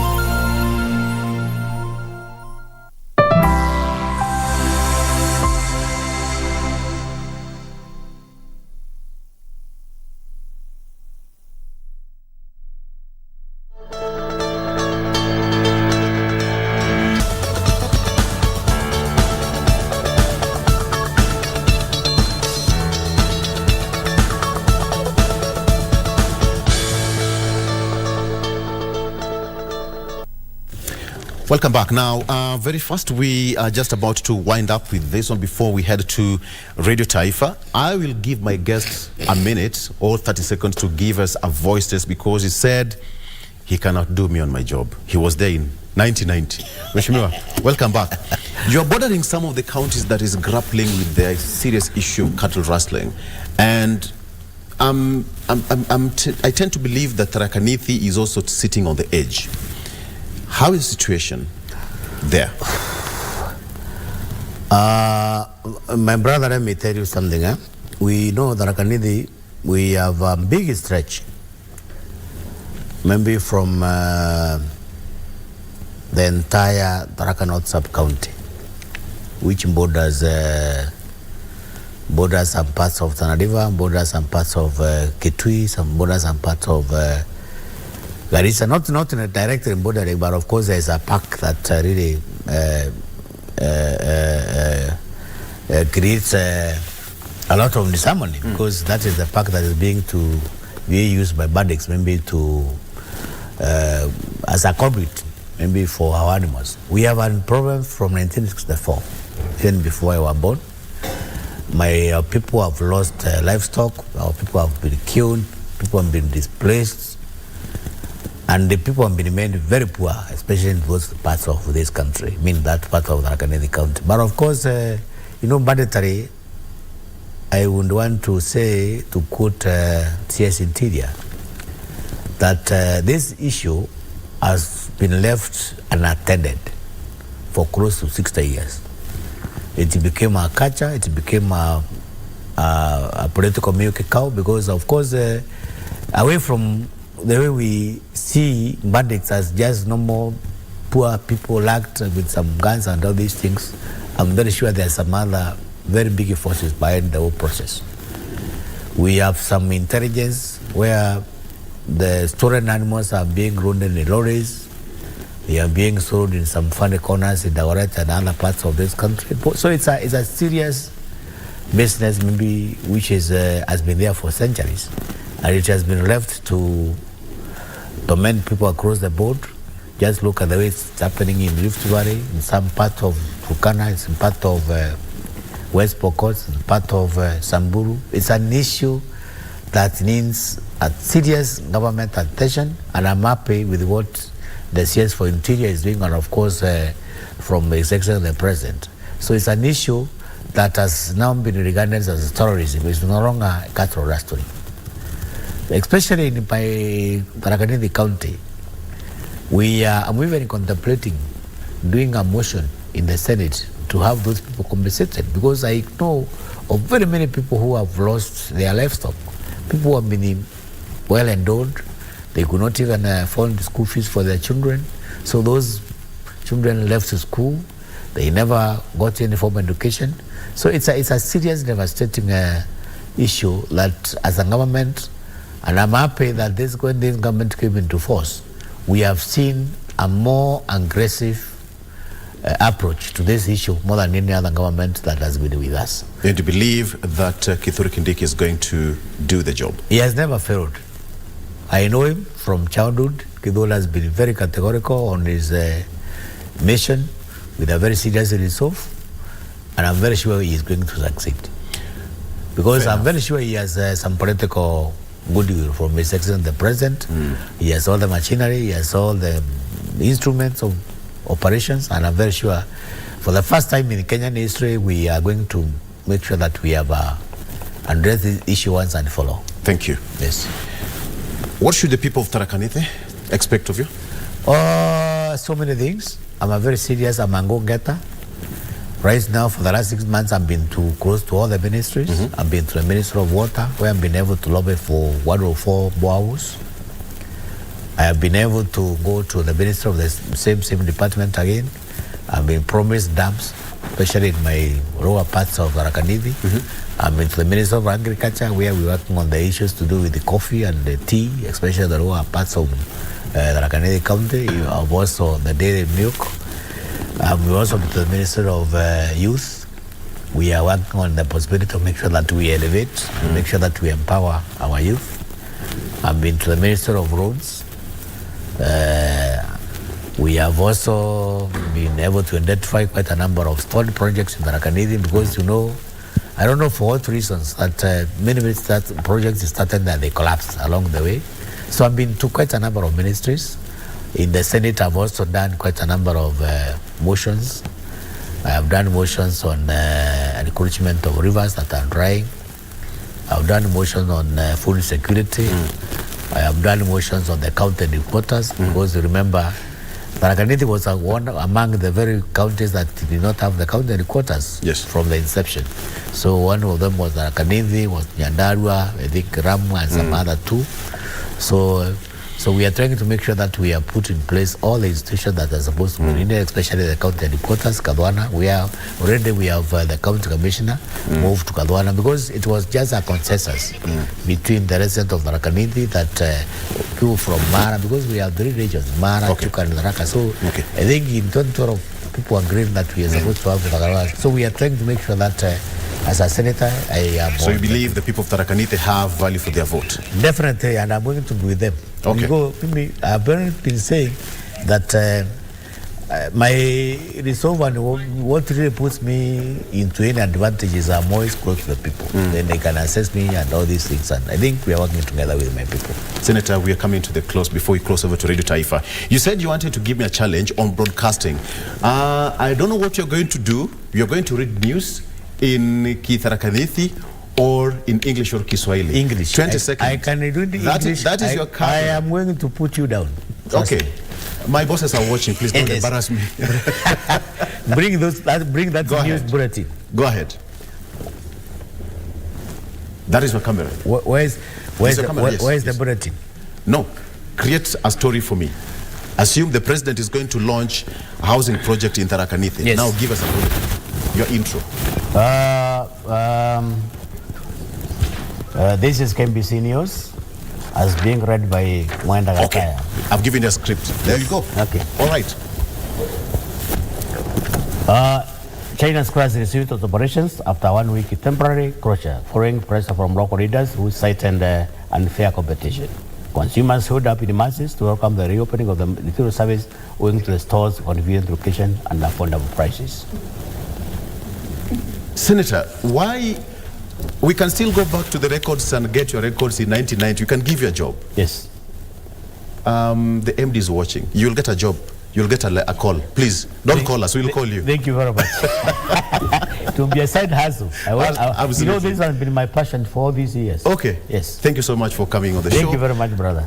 Mwenda Gataya, who is a senator of Tharaka Nithi, coming over to the show. Thank you so much for coming over. We'll be talking to Dora Manya shortly, heading to Radio Taifa. Cleophas Malala, the UDA Secretary General, standing by for that interview. Let's just cross over to Dora Manya, Radio Taifa. Dora, good morning. If you can hear me, I have a question for the senator.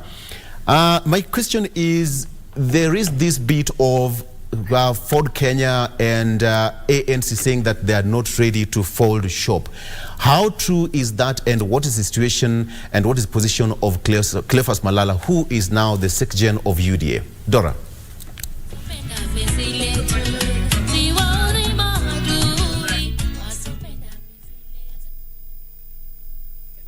Vile msikilizaji na mtazamaji wa KBC Channel 1, kama alivyokueleza Victor Olo kwamba tayari tuko na katibu wa chama cha UDA, katibu mkuu wa chama cha UDA Cleophas Malala hapa studioni. Kumbuka pia alikuwa seneta katika kaunti ya Kakamega, na katika uchaguzi mkuu uliopita pia aliwania ugavana katika kaunti ile bado ya Kakamega kupitia chama cha ANC, lakini hakuweza kufaulu. Basi hii leo tuko naye hapa studioni tu tukaweza kuzungumzia masuala yanayoendelea katika chama cha UDA. Na kumbuka ya kwamba chama hiki ama muungano wa Kenya Kwanza basi una vyama tanzu kama 10 ambavyo zaidi ya 10 ambavyo vimekuja pamoja kutengeza muungano huu, na vyama hivyo kama vile ANC, kuna Ford Kenya na vyama vingine kama vile chama cha maendeleo Chapchap ambacho kinaongozwa na Daktari Alfred Mutua. Na bila shaka vyama hivi vilitekeleza majukumu mbalimbali katika ushindi wa Kenya Kwanza mwaka uliopita, na wiki iliyopita chama cha UDA kilifanya mabadiliko katika uongozi wake, na aliyekuwa seneta wa Kakamega Cleophas Malala ambaye tuko naye akachaguliwa kuwa katibu mkuu, akichukua nafasi ya katibu mkuu mwanzilishi Bi Veronica Maina, na gavana wa Embu Bi Cecily Mbarire ndio mwenyekiti mpya kwa sasa. Na tangu kuwa na mabadiliko hayo wiki iliyopita, UDA imeanza usajili wa wanachama. Vile vile kumekuwa na mapendekezo kwamba vyama tanzu viweze kuvunjiliwa mbali, lakini kiongozi huyo wa UDA yuko hapa, ataweza kutueleza tena zaidi kulingana na swala hilo. Karibu sana, tumezoea kukuita seneta lakini katibu mkuu wa chama cha UDA, uko mzima? Asante sana Dora. Nashukuru Mwenyezi Mungu. Yes. Na pia nashukuru KBC kwa kunipatia mwaliko huu. Asante. Kuja kusemezana na wananchi wa Kenya. Asante. Na kwa sababu namuona Victor Olo upande wa pili anasubiri sana, ameuliza swali lake, natumai ulipata lakini naweza kulirejelea. Anasema kwamba mchakato na hisia ambazo tunazungumzia tayari zimeanza. Wewe umechukua afisi siku chache zilizopita, tayari unasema kwamba vyama ambavyo vimeunga muungano wa Kenya Kwanza viweze kuvunjiliwa mbali na wajiunge na chama cha UDA. Kwa nini hivyo? Kwanza kabisa ningependa kumsalamia ndugu yangu Victor. Victor ni kijana ambaye tumekuwa na yeye, tulikuwa tunaishi na yeye kwa bed sitter hapa Nairobi. Na yeye ni kijana ambaye tumetembea na yeye safari hii, na nimefurahia sana leo kumuona kama yeye ndio ananiuliza maswali katika idhaa ya kitaifa, stesheni ambayo inaheshimika, na ningependa kumtakia mema kabisa. Sasa ndugu yangu Victor, sisi kama chama cha UDA kazi yetu ni kuhakikisha kwamba rais amefanya ile maendeleo aliagiza watu kwamba atatimiza akichaguliwa kama rais. Na maendeleo haiwezi fanywa Kenya hii kama hatuna kitu inaitwa political stability ama political tranquility, kwamba tuwe siasa zetu ziwe zimeimarika ndio rais aweze concentrate katika ile development agenda yake. Na sisi tunaona ndio rais aweze fanya ile development agenda yake, ni lazima awe na chama ambacho kiko imara kabisa.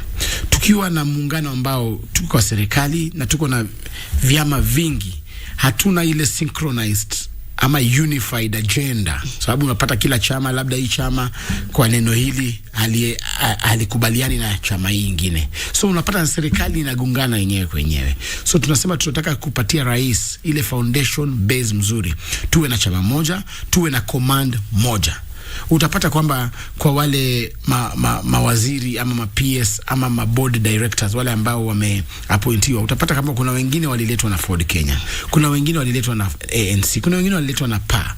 Utapata kwamba kuendesha serikali na tuko na viongozi wengi ambao watu wanapeana commands mbalimbali na kuwa ngumu sana. Utapata yule mtu ambaye aliletwa na labda na mheshimiwa Wetangula anataka kumsikia tu Wetangula kwa sababu yeye ndo Wetangula ndo alimleta. Yule ambaye aliletwa na Alfred Mutua, yeye asikii Wetangula, anataka kusikia Alfred Mutua peke yake. So tunataka tuvunje hii mambo yote kwamba iwe command ni moja, kwamba rais akisema kitu ni rais.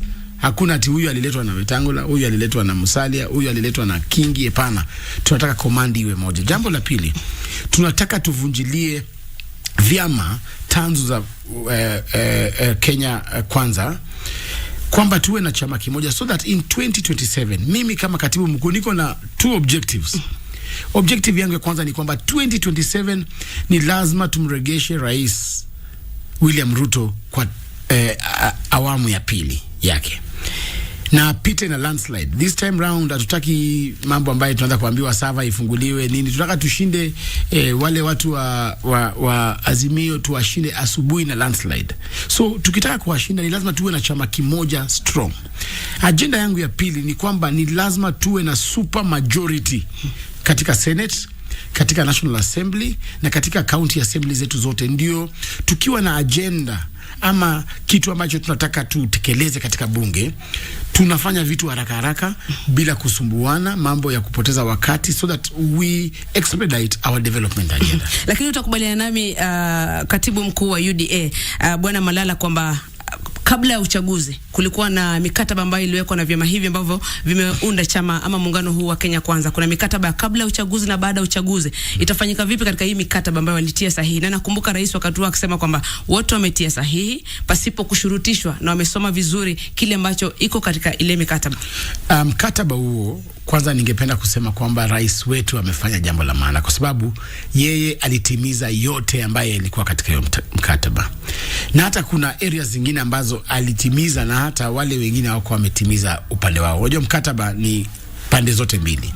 Unakumbuka vizuri sana sisi kama mkoa wa Magharibi tuliambiwa tulete 70% of votes ndio tupate share yetu. Hatukufikisha 70. Lakini bado rais alipeana ile ambayo alikuwa ameagiza. So mkataba huo tayari umeshatekelezwa na umefika mwisho kwa masuala yale ya 2022. Sasa hivi tunapanga masuala ya 2027. That's why tunasema tunaanza kupeana, hii ni suggestion. Hatusemi kwamba ni lazima, hatuwashurutishi, tunawaongelesha kwa njia ya heshima, tunawaomba, in English tunasema persuading them. Tunawaomba polepole kwamba waweze kubaliana na mawazo haya. Na sisi tunasema kwamba semi ni lazima ikuwe hivyo, na mimi kama katibu mkuu sisemi ati ni lazima waende njia ambayo tunataka. Kama hao watakuja kutuelekeza na watuambie kwamba hapana, strategy mzuri ni kwamba tuwe na vyama vingi na tuone kweli hiyo inasaidia rais kuliko hii ambaye mimi napendekeza na chama chetu kinapendekeza, basi tutenda na yao, kwa sababu sisi tunaamini kwa demokrasia. Sisi kama wale watu wa Jubilee ambao ati usiposikia mambo yao walikuwa na kufurusha. La, rais wetu ni rais ambaye anaamini kwa demokrasia. Tutakaa chini na viongozi wa vyama kama Ford Kenya, viongozi wa vyama kama ANC, viongozi wa PA, tujadiliane. Hakuna mtu amekosana na mwingine. Sisi ni coalition moja, lakini ni lazima tuunde siasa yetu, siasa iwe siasa ambayo imeimarika. Tutarudi kwa Jubilee baadaye kidogo, lakini tutalie pale pale. Vyama hivi, tutumie mfano wa chama cha ANC ambacho wewe umekuwa member kwa miaka mingi, pia uliwania kiti cha ugavana mwaka uliopita kupitia chama kile kile. Tuangalie chama cha Ford Kenya. Chama kimekuwepo kwa muda mrefu, kina wafuasi, na sasa tuangalie eneo la magharibi mwa Kenya. Hivi vyama umesema tayari hamtawashurutisha kuweza kuvunjilia mbali. Iwapo leo basi watakataa kwamba hawatavunja vile vyama, kama vile tayari tumemwona Isa Timami akisema kwamba sisi kama ANC hatuko tayari kwa hilo. Tumemwona pia seneta wa sasa wa kaunti ya Bungoma akisema pia sisi hapo hatukubaliana na hayo, na vile vile upande wa chama cha Chapchap maendeleo Chapchap pia wamesema hapana. Basi wakikataa kuvunja vyama vyao, mnapanga kuwachukulia hatua gani? Hakuna hatua tutachukua. Ile kitu tutasema kwamba ni lazima tuwe na strategy. Unajua hatuwezi kuwa kwamba unachoma nyumba nzima kwa sababu ya panya ameingia kwenye nyumba. Unajua ni tutapata njia ya kufanya kazi pamoja, lakini pia tu ni kuwauliza kwamba unajua wanaweza kataa leo ndio. Ni kama mrembo. Unajua mrembo ukimtafuta siku ya kwanza ukianza kuongea naye anajifanya hataki. Siku ya pili unampeleka saloon. Baadaye utapata ile kitu unatafuta. So tuko pole tunakubali kwamba wanakataa kwa saa hii, lakini tukizidi kukaa nao na kuwaelezea zile advantages za kuweka vyama zetu pamoja, niko na uhakika watasikia. Lakini pia nataka kuwauliza hawa watu ambao wanasema ati hawawezi vunjilia vyama mbali. Unajua it is politically unsustainable and not viable kuwa na chama ambacho kiko na wabunge wawili. Kwa sababu wabunge unapata kwamba chama kwa mfano chama kama Chapchap iko na wabunge wawili ama watatu sijui. Sasa hata hao wabunge wakitoa pesa zao zile ambazo wanatoa kama kila mwezi kwa chama contribution tuseme 20,000 haiwezi lipata rent ya ofisi yao hata moja, rent peke yake. So hata kama hiyo tu assume hiyo ni biashara, inamaanisha ni biashara ambayo inaenda hasara. Na biashara ambayo inaenda hasara, kwa nini ufanye biashara ambayo inaenda hasara? Sisi tunataka kwamba tukuje tushikanishe hizi vyama pamoja. Na nimeambia watu wa Ford Kenya, sio ule seneta wa Bungoma ambaye anasema hawezi, ndio yeye ameingia juzi, labda haelewi maneno, kwamba tukianza kufikiria ati ni lazima iwe Ford Kenya kivyake, ni nani atapoteza?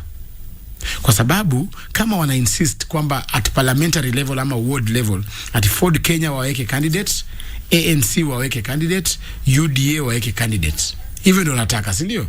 Basi vile vile wakubali tukishafika katika National Assembly wakati wa kumchagua speaker, basi speaker Ford Kenya wa field candidate wao wa speaker, ANC walete candidate wao wa speaker, alafu pia sisi UDA tulete candidate wetu wa speaker, alafu tuone nani atashinda hiyo kura. Utapata kwamba Ford Kenya wako na wabunge 5, ANC wako na wabunge 6, UDA tuko na wabunge 156. Nani atashinda hiyo kura? Inamaanisha kwamba Wetangula hata haikuwa speaker. Ukienda kwenye Senate, tukisema kwamba ile ya Mheshimiwa Kingi waeke candidate wao kwenye Senate, Ford Kenya waeke, alafu UDA waeke, haina seneta hata mmoja, nani atapigia Kingi kura kwenye Senate? Itamaanisha Kingi hata kuwa speaker wa kwenye Senate. So wasikatae, na kwamba na wajue kwamba madhara ya kukataa ni hao wataumia. Tusalie pale kwa Ford Kenya na chama cha vinara wao. Na jana tumekunuku pia katika vyombo vya habari ukiweka wazi kwamba speaker wa bunge la taifa Moses Wetangula na mwenzake wa bunge la seneti Amason Jeffa Kingi wakaweze kujiuzulu kama vinara wa vyama vyao. Kwa nini hivyo? Kwa sababu katiba yetu kipengele cha 77 section 2 very clear, article 77 section 2, kwamba kama wewe ni mfanyakazi wa serikali, state officer, you are not supposed to hold a political party office. That is why uliona wakati Musalia Mudavadi alichaguliwa kama katibu mkuu, kama waziri mkuu, aliacha yeye kama party leader wa ANC, alijiuzulu akapatia mheshimiwa governor Timami. Musalia alifuata sheria. Moses Kuria vile vile aliacha.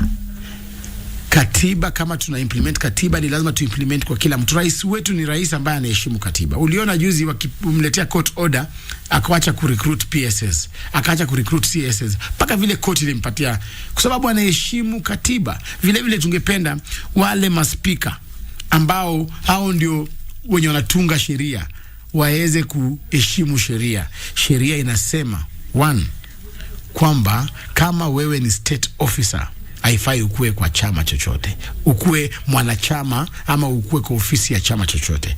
Wetangula ni state officer, bado anafanya nini kama party leader wa Ford Kenya? Kingi, lakini unafikiri kwa nini hajajiuzulu mpaka sasa? Kidogo tu, Kingi ni state officer. Article 77 inasema Kingi step aside. Alfred Mutua ni state officer, tena CS wa foreign affairs. Inafaa kuwe apolitical, inafaa kuwe very neutral. Bado wanafanya nini kama party leader wa chap?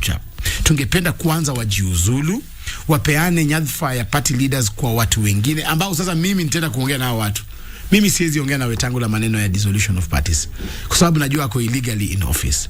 Siwezi ongea na Kingi, siwezi ongea na Moses na Alfred Mutua. Tungependa wajiuzulu, wapeane vyama zao kwa wale party leaders ambao wataingia, alafu sasa sisi tuongee nao party leaders. Hao wafanye kazi ya serikali, wafanye agenda ya rais, wa concentrate kudeliver maneno ambayo tuliagiza watu during campaigns, na wasichanganyishe mambo ya delivery of services na mambo ya siasa. Kwa sababu kama wewe ni state officer na wewe ni mwanachama wa Ford Kenya ama tuseme chap na unatekeleza manifesto ama unafanya maendeleo, itamaanisha kwamba utapendelea watu wa Ford Kenya wakati wa kufanya maendeleo. Utasema kwamba kwa sababu nyinyi ni watu wa Azimio hamtapata maendeleo, na serikali inafaa ishughulikie watu regardless of political affiliation. Hata kama wewe ni mtu wa Azimio na siku ya chanjo imefika, hakuna chanjo ya Kenya kwanza. Iwapo hatajiuzulu, manake umesema ni wanasheria hao, wanaelewa sheria inasema vipi, na hadi sasa basi bado ni vinara katika vyama vyao. Iwapo watadinda kujiuzulu, iwapo watadinda kujiuzulu, tuko na sheria, tutafuata bado sheria jinsi vile sheria inasema kwamba ukikiuka sheria nini inafaa ifanyike. So na tuko na bodies ambazo zita implement hiyo, so iko beyond mimi. Kuna jurisdictions zingine kama tuko na watu wanaweza amua kupetition parliament, watu wanaweza amua kwenda kotini so that we get further interpretation. But hatusemi kwamba tunapigana, la, tunataka tu kwamba sheria ifuatwe so that now this agenda ya kuweka vyama pamoja, tuongee na wale party leaders ambao kweli yao ndio party leaders na sio party leaders ambao wako kwa ofisi kinyume cha sheria. Kabla tuchukue pumziko la kwanza, mwelekezi wangu ananiambia tunafaa kuchukua pumziko la kwanza. Kunao wadadisi, kunazo hisia kutoka pembe mbalimbali, wale pia changanuzi wa kisiasa ambao wanahisia kwamba hatua ambayo unaichukua kwa sasa kusisitiza kwamba vyama hivi viweze kuvunjiliwa mbali, waingie wote katika UDA, mnataka kurejesha nchi katika enzi ya chama kimoja, labda katika miaka ya 90, kurejesha nyuma hatua zilizopigwa kidemokrasia na labda kuleta uongozi wa kiimla. Labda utasemaje? Demokrasia inasema kwamba vyama zinaweza fanya, ziko na strategy zao kwamba mnaweza ungana. Kwa katika Political Parties Act inasema wana provide for coalitions na pia wana provide for a party can rule, kwamba tunaweza kuwa na chama kimoja ambacho kinatawala. Hatusemi kwamba vyama vyote Kenya zivunjwe, la, bado tutaenda uchaguzi. Na kama unataka bado kubaki na chama chako, unabaki na chama chako, lakini ujue kwamba sasa hautakuwa kwa chama tawala. Kwamba chama unacho, kuna vyama vingi, kuna chama kuna kama ile chama ya jembe sijui na nini, chama ya nini, vyama ziendelee kukua, hatusemi zifungwe, lakini kwamba tukubaliane kwamba hauwezi kuwa kwamba uko kwa chama tawala ama kwa muungano tawala na bado mnagongana wenyewe kwa wenyewe. La, sisi tunataka komandi yetu ya chama ya serikali yetu iwe moja, na komandi itaongozwa na William Samoei Ruto. Kwa hivyo tutarudi katika zama za udikteta. Hakuna dikteta. Wewe baki na chama chako, lakini ujue kwamba hauko kwa chama tawala. Sasa mnofu ukikuja, basi wewe utafute mambo yako kando huko. Usikuje kukaa hapa na umekataa kusikia mambo ambayo tunataka. Ama wewe jaribu uende usimame urais, uunde serikali, wewe sasa wewe na serikali kule, lakini tunataka command iwe moja. Kwa sababu bana, hatuwezi kuwa na serikali ambayo kila mtu ambaye anakuja anangoja instructions kutoka kwa mkubwa wake. Hadi sasa wewe kama uliletwa na for example Malala, hautasikia mtu mwingine kwa hii serikali paka ile siku yenye Malala anakuja kuambia kupatie jinsi vile utaendesha serikali. Serikali paka iendeshwe kwa njia ambayo ni njia ambayo itasaidia watu wetu kupata maendeleo na sio njia ya kukuwa na viongozi wengi wadogo. Mheshimiwa, unavyozungumza hivyo kule mtaani kwa lugha ya mtaa wanauliza kwani mheshimiwa ametumwa na nani? Mimi ni msemaji wa chama cha UDA na nimetumwa na hustlers ambao ndio members wa UDA. So nimetumwa na wananchi ambao wana form UDA ambao ni hustlers. Right, tunachukua pumziko pale, msikilizaji wa KBC Radio Taifa na vile vile mtazamaji wa KBC Channel 1. Studioni tunaye katibu mkuu wa chama cha UDA, ana siku chache tu katika afisi, na kuna mambo mengi ambayo tunaangazia kuhusu pia masuala ya miungano, na sana sana sebi zake kwamba sasa walioko katika chama ama muungano wa Kenya Kwanza, vyama tanzo vinafaa kuvunjiliwa mbali angalau wasalie na chama cha UDA. Na iwapo una swali basi tufuatilie katika mitandao ya kijamii Radio Taifa FM, Dora Manya, KBC Channel 1, #GMK, #Zinga. Tutarejea baadaye, na vile vile upande wa pili wa studio niko na mwenzangu Captain Njoroge Nganga. Tunachukua pumziko na kurejea.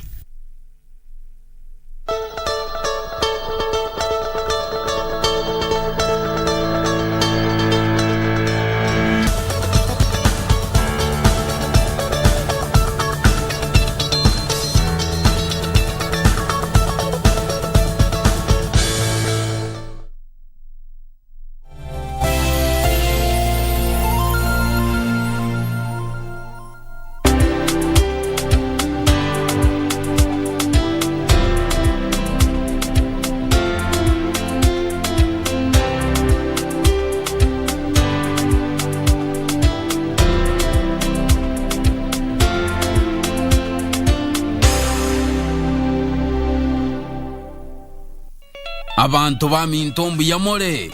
Your favorite KBC station, Minto FM, is now at your doorstep. Enjoy the hottest KC music, informative and entertaining shows, and reliable news only on Minto FM. Tune in to Minto FM on 91.7 FM in Nyamira, Kisii and its environs. Minto FM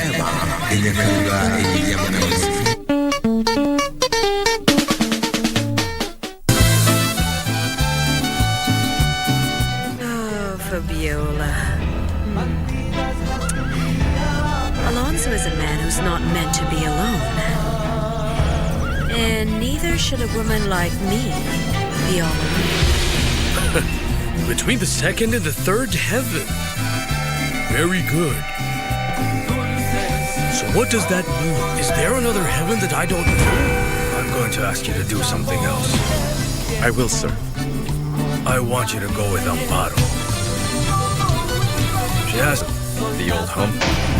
More than ever. I will have something delivered to your house. We need to prepare to get Oligario out of the way.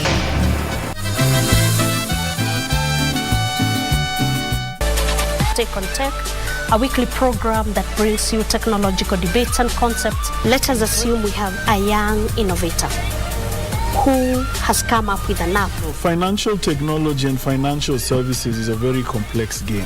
Keeping you up to date with the latest tech news both locally and internationally. Apple has lost its position as the most valuable firm amid tech sell-off. We also explore different innovations by our very own young innovators. Make sure you don't miss. Tune in every Monday at 10:30 p.m. only on KBC Channel 1.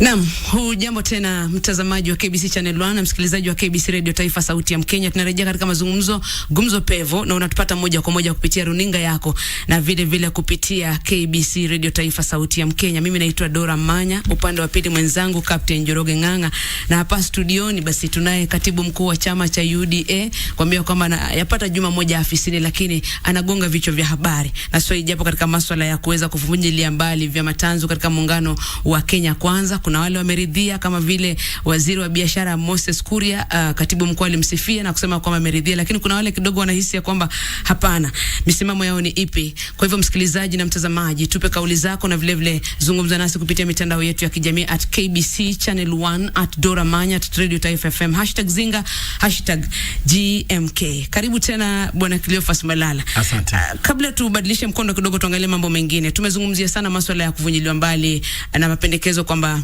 vyama tanzu viweze kuvunjiliwa mbali. Sauti ya rais, msimamo wa Rais Daktari William Ruto katika haya yote ambayo unayazungumzia kwamba vyama tanzu vivunjiliwe, tuwe na chama kimoja cha UDA ni gani? Rais wa Jamhuri ya Kenya na naibu wake Rigathi Gachagua ni wanachama wa UDA, na msimamo wa UDA ambao una semwa sasa hivi na katibu mkuu ni kwamba UDA ingependa na ingependekeza, hatushurutishi, tunapendekeza tu kwamba tuwe na chama kimoja. So hao kama wanachama wetu, basi hiyo ndio msimamo wao, sababu hiyo ndio msimamo ya wanachama wote milioni 8.9 wa UDA. Okay, wanachama milioni 8.9 wa UDA, na sasa tayari pia nafikiri juma lililopita ameanza kusajili tena, shughuli ya kusajili wanachama katika chama cha UDA. Hadi kufikia sasa, labda unaweza kutuambia mmefika wapi, mmesajili wanachama wangapi, na kwa nini mkaamua kwamba huu ndio wakati sasa wa kufanya usajili? Ni miezi 6 tu jamani. Wakenya wengi wanasema siasa, na sisi tunataka kufanyiwa kazi. Ukiangalia katika political Office of the Register of Political Parties, na niko hapa na document ambayo zile register yetu ambayo iko kule.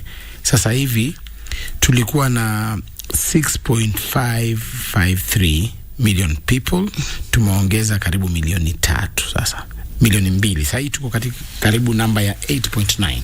Na ile county ambayo inanifurahisha ukiangalia hapa ni county ya Kisumu. County ya Kisumu pale ambapo tumekuwa walikuwa na watu sijui 5,000 ama ngapi. Sasa hivi tumefika 70,249. Na hii si document yangu, hii ni office ya Registrar, Office of the Register of Political Parties. Tumefika sasa 70,000 kule Kisumu. Mali tumetoka County ya Kisumu. Ngome ya kinara wa Azimio Raila Odinga. Ndio hiyo. Ukiangalia kwa mfano county ingine ambayo tunaweza angalia kwa haraka ni county teme ya Migori. Migori sasa hivi tuko 56,000 kwa county ya Migori according to Register of Political Parties. Ukiangalia county ya Homa Bay, hapo ndio tumefanya kazi mzuri kule Homa Bay. Utaangalia sasa hivi tuko 134,000 watu wamejisajili haraka.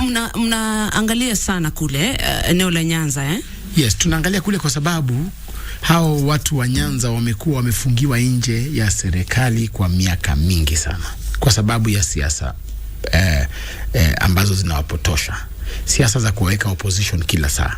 Na mimi nilikuwa nasema kwamba ukiangalia maendeleo ambaye iko kule Nyanza ni maendeleo duni kwa sababu wamekuwa kwa opposition miaka mingi, wamedinaiwa kwamba wanadanganywa kwamba nyinyi haifai mkwe kwa serikali, kazi yenu ikuwe kupiga kufanya maandamano, kupiga kelele, lakini sio kuingia katika serikali.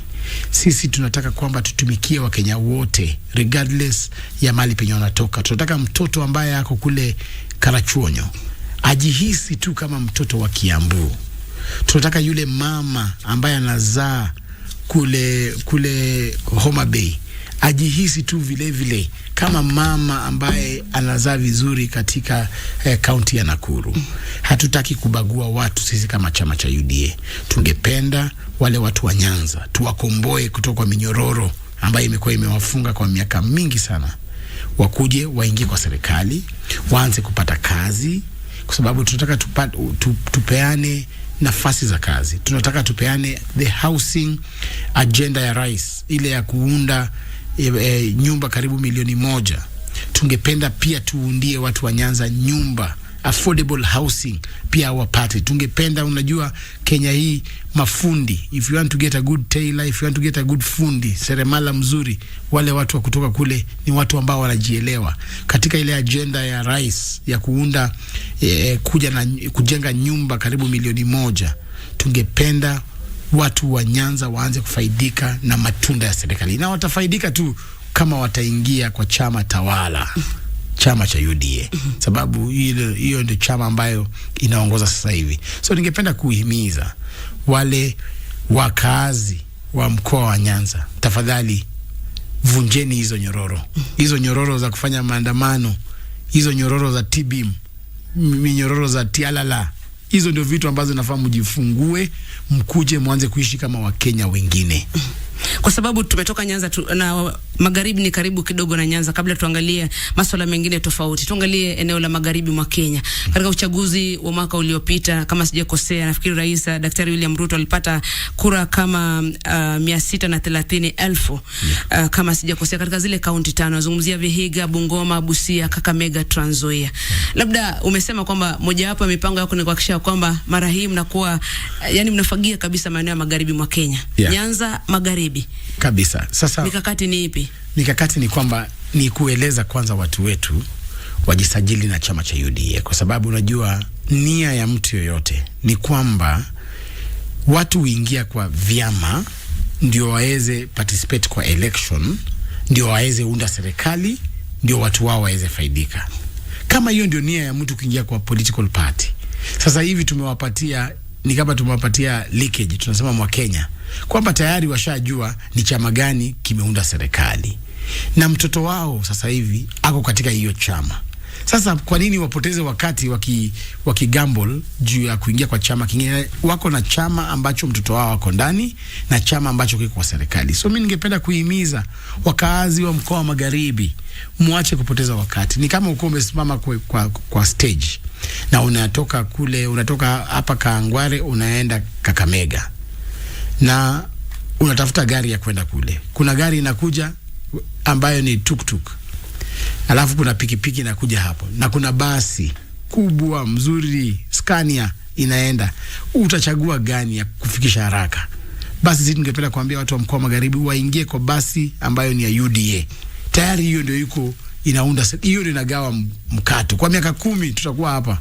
Kwa nini tupoteze wakati tuingie kwa vyama vingine ambavyo haviendi kuunda serikali? Sasa unaenda kufaidika nini kwa chama ambacho hakijaunda serikali, hakina rais, hakina naibu wa rais, hakiwezi kuandikia watoto wako kazi, hakiwezi kuundia hospitali, hakiwezi unda barabara? Watu wangu wa mkoa wa magharibi, tafadhali this time round msiniaibishe. Tuingie katika chama tawala, tutoke kwa hii mambo ya kudanganywa. Na tunadanganywa sana. Acha nikuambie kwa nini sisi watu wa mkoa wa magharibi tunadanganywa. Kidogo tu. Unaona kwamba juzi kumekuwa na rally kule Kakamega. Wanakuja kuambia watu kwamba sisi wale watu wa Azimio ati hawatambui rais, ati kwamba viongozi wetu wasiende hata kukutana na rais. Lakini sasa Raila anaambia watu wa mkoa wa magharibi wasikutane na rais.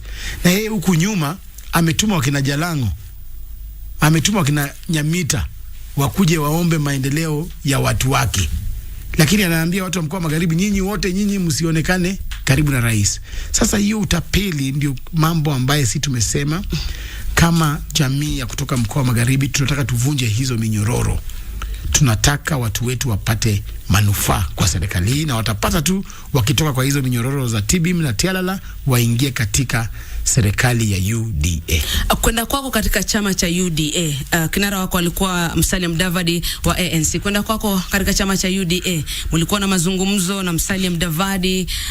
Alikupa baraka zake kuondoka ama ni vipi? Anazungumzia vipi swala lako la kuweza labda kwenda sasa katika chama cha UDA na sasa kuwa katibu mkuu?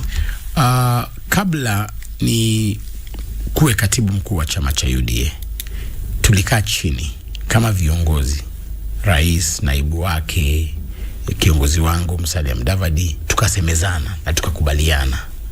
Na mheshimiwa Musalia Mudavadi akanipatia baraka. Tulikaa na yeye tukaongea, na tukaongea mara moja ama mara mbili. Ilikuwa some continuous engagement kwamba tunaangalia ije ikifanyika nini itafanyika. Mwishowe Musalia Mudavadi akanipatia baraka zake, na yeye bado ni kiongozi wangu, yeye bado ni mentor wangu. Mali naenda, kabla niseme chochote saa zingine na mconsult. So ukiona naongea, ujue sauti ya Musalia iko ndani yangu. Sasa hata hii agenda ambayo niko nayo hayuko mbali sana na hii maneno.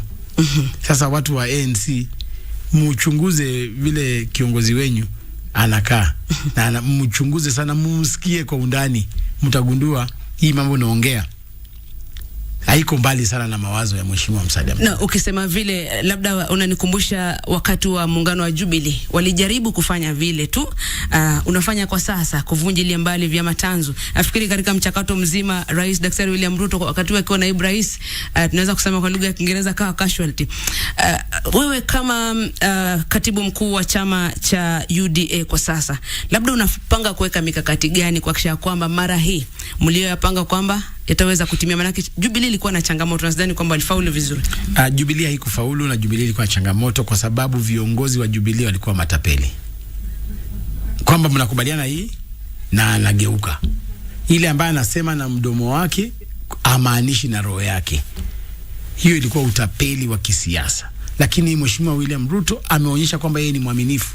Ile ambayo mnakubaliana hata bila kuandikishana chini atafanya. Sasa uongozi wa UDA ni uongozi ambao ni uongozi ya watu ambao wanaaminiana. Ndipo sasa uliona ile mkataba ambayo tulikuwa nayo kwa Kenya Kwanza. Ametimiza yote. Ametimiza vile ilikuwa. Kwa sababu yeye ni mtu mwaminifu. Na sisi tunataka tuunde chama cha UDA kiwe chama cha kitaifa, hata vizazi vijazo viweze kujivunia kuwa na chama. Unaangalia chama kama kile cha ANC cha South Africa ambacho kiko na nguvu, ambacho hata rais wa South Africa hana nguvu kuliko chama chake. Uliona waliweza futa hata rais kazi. Chama cha sisi kwa sisi, chama cha CCM, I mean Chama cha Mapinduzi Tanzania, yes, na CCM, hizi ni vyama, na NRM hapa Uganda ni vyama ambavyo viko na stability kabisa, ambazo zinaweza ishi hata kwa vizazi vijazo, wanaweza faidika. Sisi vile vile mpaka tuwe na chama ambacho 50 years from now watoto wetu wanaweza jivunia, wajukuu wetu wanaweza jivunia wako na chama. Na tutaki vyama ambavyo ati kila uchao tunakuwa na chama kipya. Ati elections zikikuja, leo tuko na TNA, kesho tuko na URP, kesho tuko na ODM. Hapana, tunataka chama ambacho kitasoma kwa historia. Tunataka watu watoke kule Mozambique kwa kuwa nakuja kuangalia chama chetu cha UDA.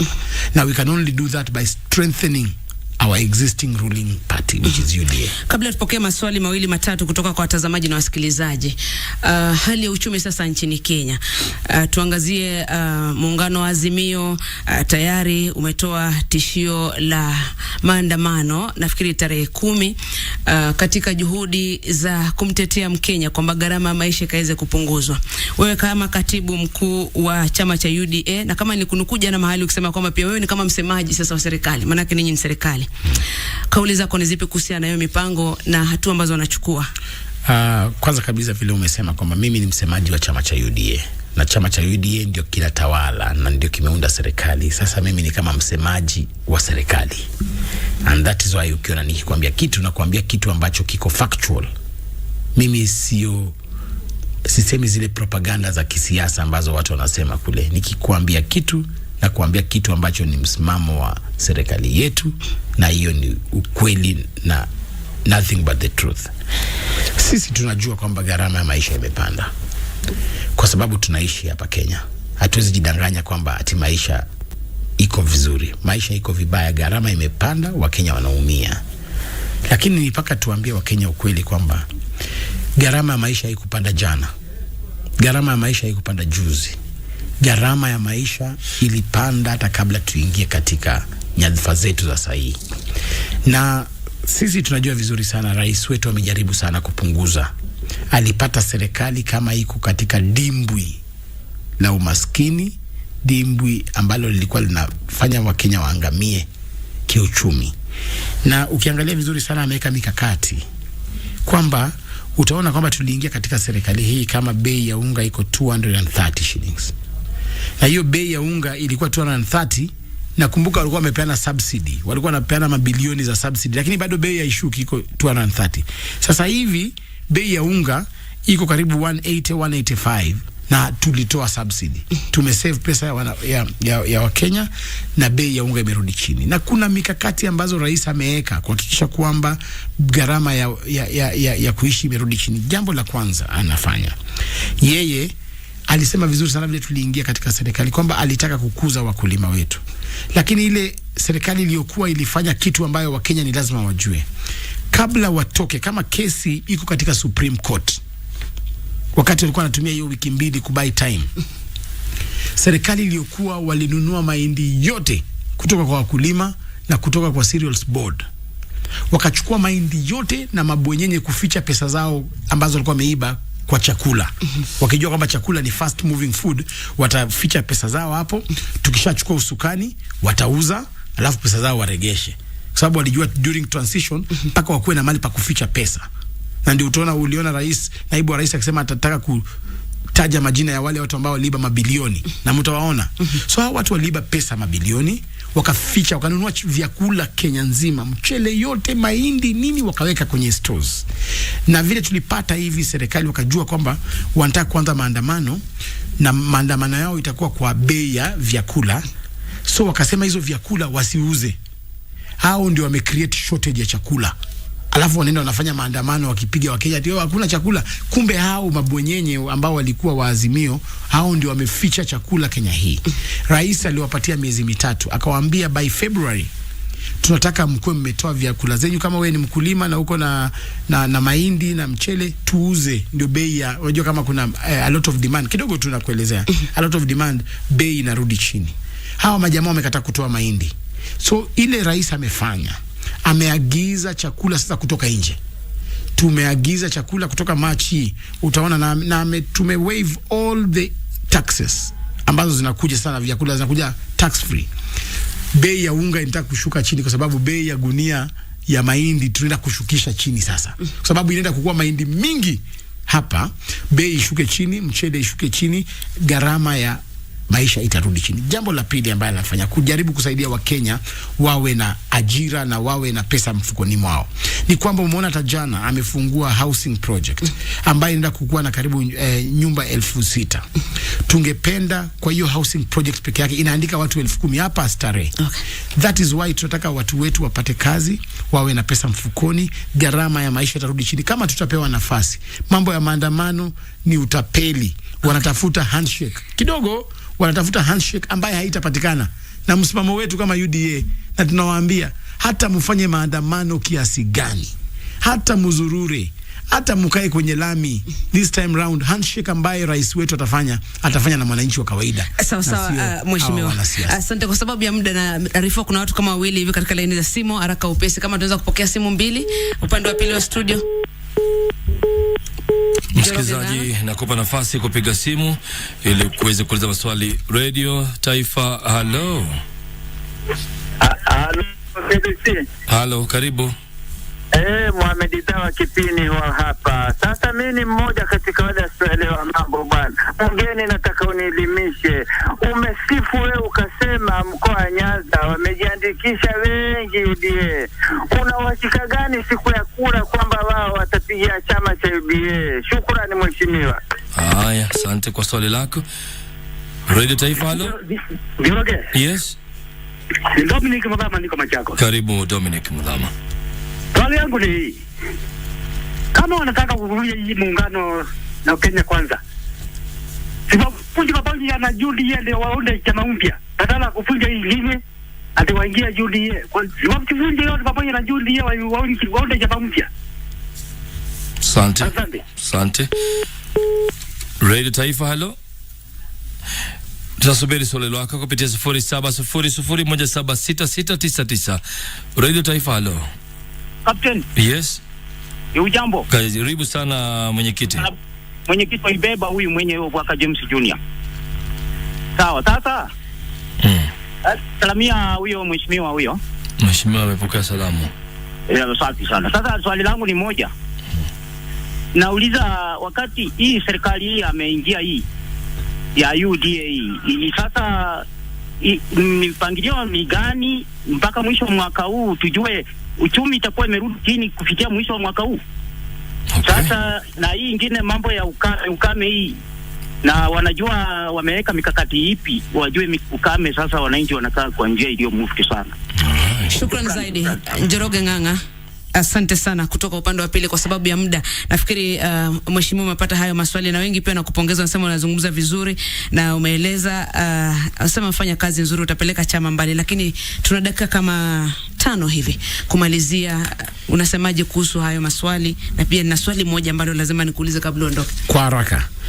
Mohamed ambaye ameuliza kwamba wale watu wa Nyanza ambao wanajiandikisha tunahakikisha gani kwamba watatupigia kura? Kila kitu inaanza polepole. Kwanza waingie kwenye chama. Pili wapate manufaa ya kukua katika chama tawala. Tuko bado na miaka 4.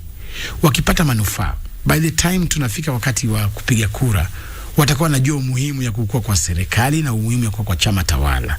So niko na uhakika baada ya miaka 4 watakuwa wamefaidika, watakuwa wameona kwamba tunaweza fanya projects, watakuwa wameona kwamba rais, kwa sababu vile aliagiza kwamba pale Homa Bay, ile ferry ya Homa Bay, ameweka milioni 300 katika ya budget ambayo inakuja kununulia watu wa Homa Bay ferry yao ambayo hawajaiona kwa muda mrefu. Wakishaona manufaa hayo, watakuja kupiga kura kwa rais kwa sababu watakuwa wamepata matunda hayo. Mudhama ambaye ameuliza kwamba kwa nini tusivunjilie mbali vyama vyote alafu tuunde chama cha Kenya Kwanza. Mvunje mpaka UDA. That is what we are saying. Tunasema kwamba tungependa tusemezane.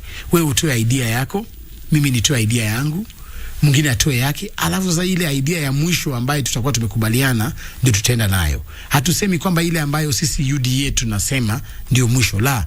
Tungependa vile Mudhama anatoa mawazo yake, pia Wafula atoe mawazo yake. Lakini sio kupinga kusema ati hatuwezi vunja, hapana, la. Kila Mkenya atoe mawazo yake katika agenda hii ambayo tuko nayo, alafu tutakubaliana sisi kama Kenya Kwanza. Lakini nashukuru Mudhama, hiyo pendekezo lako ni pendekezo ambalo pia mimi nitachukua na tuangalie kusonga mbele. Alafu kuna James Junior huyu hapa ambaye anasema mambo ya economy, tunachukua muda gani? Inafaa wa Kenya wajue kwamba sisi kama Kenya Kwanza hatujaanza kutimiza budget yetu hata ya kwanza. Hii budget ambayo tunatumia ni budget ambayo ni ile ambayo iliundwa na Uhuru Kenyatta. So bado tuko tunatimiza ile budget yake, tumalizane nayo. Juzi tumepitisha supplementary budget kujaribu kualign kidogo tu, kutoa zile vitu ambavyo walikuwa wameharibu. Na jana rais ameweka sahihi kwa appropriations bill ambayo inaenda kuhakikisha kwamba ile supplementary budget ilipita kwenye budget. Jana ameweka sahihi, na kutoka wiki ijayo utaona kidogo mabadiliko kidogo kwa hiyo supplementary budget. Lakini ningependa kuambia wa Kenya, budget yetu kama Kenya Kwanza, budget ya kwanza ambayo tunataka kuunda inaenda kwanza June. So wakuwe tuna subra kidogo kwamba mambo itakuwa mzuri na bei ya chakula itarudi chini. Wakuwe na subra, by June July tutakuwa sawa. Na mwisho ameuliza mambo ya ukame, kwamba kuna ukame na tunajua kwamba ukame it's beyond us. Drought is a calamity that is beyond us. Lakini si kama serikali tumefanya hivi kwamba tumeagiza chakula kutoka nje, na sasa hivi tuko na short term gains zetu ni kwamba tunatafuta chakula, relief food, na muona mawaziri wameanza kutembea wakipeana relief food Kenya nzima. Tunaenda kupeana kuhakikisha kwamba zile families ambazo hazijiwezi zitapata chakula, hakuna mtu atakufa kwa sababu ya chakula. Tutajaribu kila mtu apate chakula, every household we've budgeted for it, na mtapata chakula. Na tunajaribu pia kupeana mbolea ilikuwa shilingi 7,500 kama tunaingia katika utawala wetu. Kwa miezi 3 ama 4 rais amepunguza mbolea mpaka 3,500. Hiyo itasaidia mazao yetu, tuzae mazao mengi, tuhakikishe kwamba Kenya iko na chakula ya kutosha, na food security yetu inaenda kukua juu kabisa. Tuhakikishe kwamba Wakenya wako na chakula cha kutosha. Kwa sekunde 30, kuna minong'ono kwamba unataka nafasi ya waziri asiyekuwa na mamlaka, kwa Kiingereza CS without portfolio, kama ilivyokuwa kwake Rafael Tuju, kwamba pia unataka kuketi katika baraza la mawaziri. Unasema lipi kuhusu hilo? Ni pendekezo ambalo litafanyika, kwa sababu mimi kama msemaji wa chama cha UDA, kazi yangu ni kuhakikisha nimeangalia serikali ya Mheshimiwa William Ruto vile implement ile manifesto waliagiza watu, kwa sababu at the end of the day ile mambo ambayo executive wanafanya ni sisi tutakuwa politically accountable kwa wananchi. Yule waziri hata kuja wakati ya campaign kuongea na wananchi, so ni lazima niwe katika hiyo meza ambayo wanapanga vitu wakitaka kufanya makosa ambayo inaenda kutuharibia kisiasa, nawaambia hapana, mliagiza watu kwamba Hustlers Fund watu watatoka kwa shilingi 500 wafike kwa shilingi 10,000, mbona hamjaweka pesa ya Hustlers Fund hapa?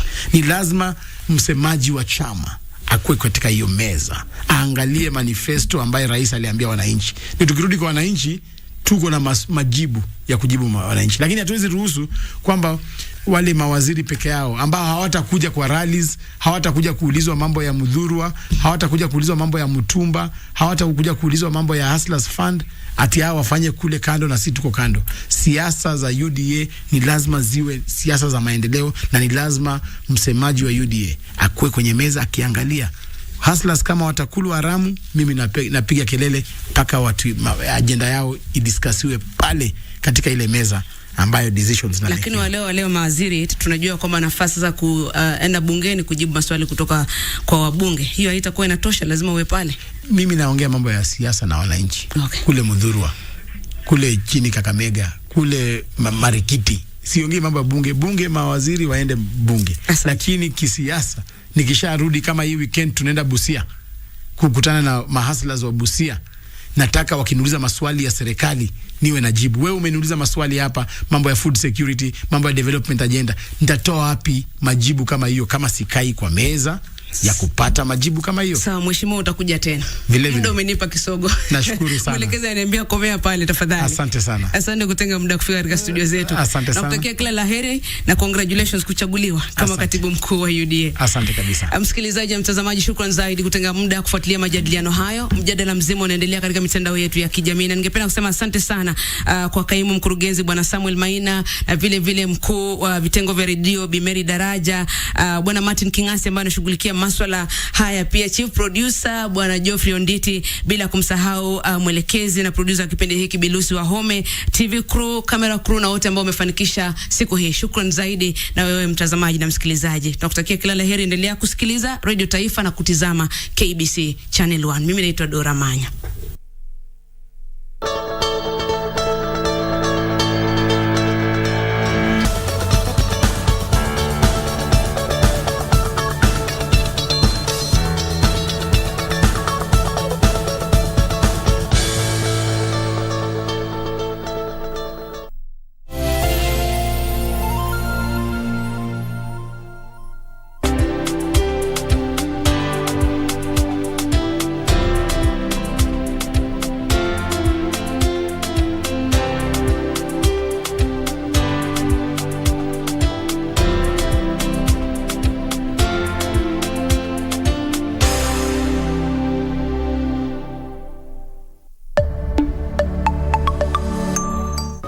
Mzee aliniambia ati jana aliota na mimi. Kaya za bunuasi. Ukumbuki uko na therapy session leo? Na hiyo ni afternoon. Kuna place nafaa kuwa sahihi. You don't abandon a child just because mistakes zimefanyika. Heaven knows you wouldn't be having a brother by now. Unaweza nsakia kakitu, mazimi nadai kujitoa. Suna zile biashara ingine ilivamiwa na masanse. Melissa, nimekuwa nikikutafuta. Sikai. Nimekuja tu kukuambia. Najua mwenye alikuwa baba yako.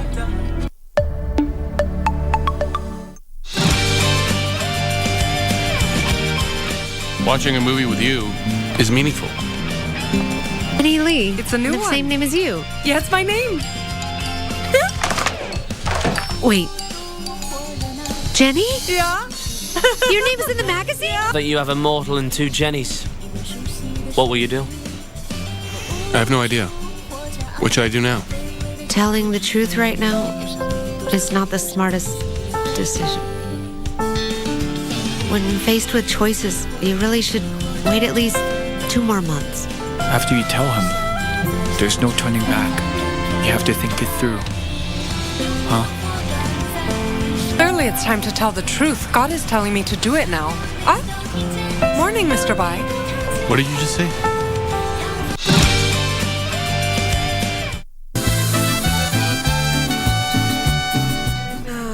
for Viola. Alonso is a man who's not meant to be alone. And neither should a woman like me be all alone. Between the second and the third heaven. Very good. So what does that mean? Is there another heaven that I don't know? I'm going to ask you to do something else. I will, sir. I want you to go with Amparo. She has the old hump. More than ever. I will have something delivered to your house. We need to prepare to get Oligario out of the way.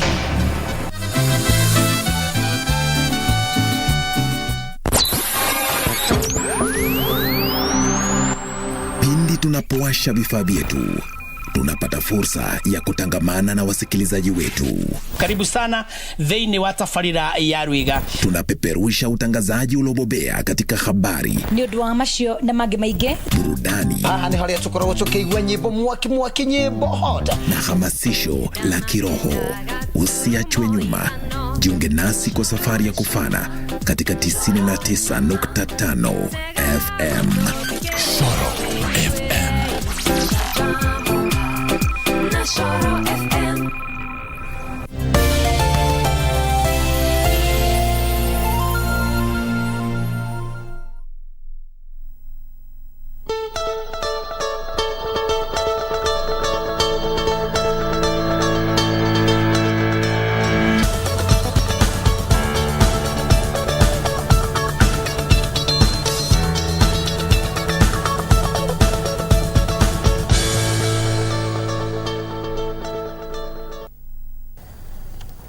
Exactly 6 minutes past the top of the hour. You're right on time for our last conversation this Tuesday morning.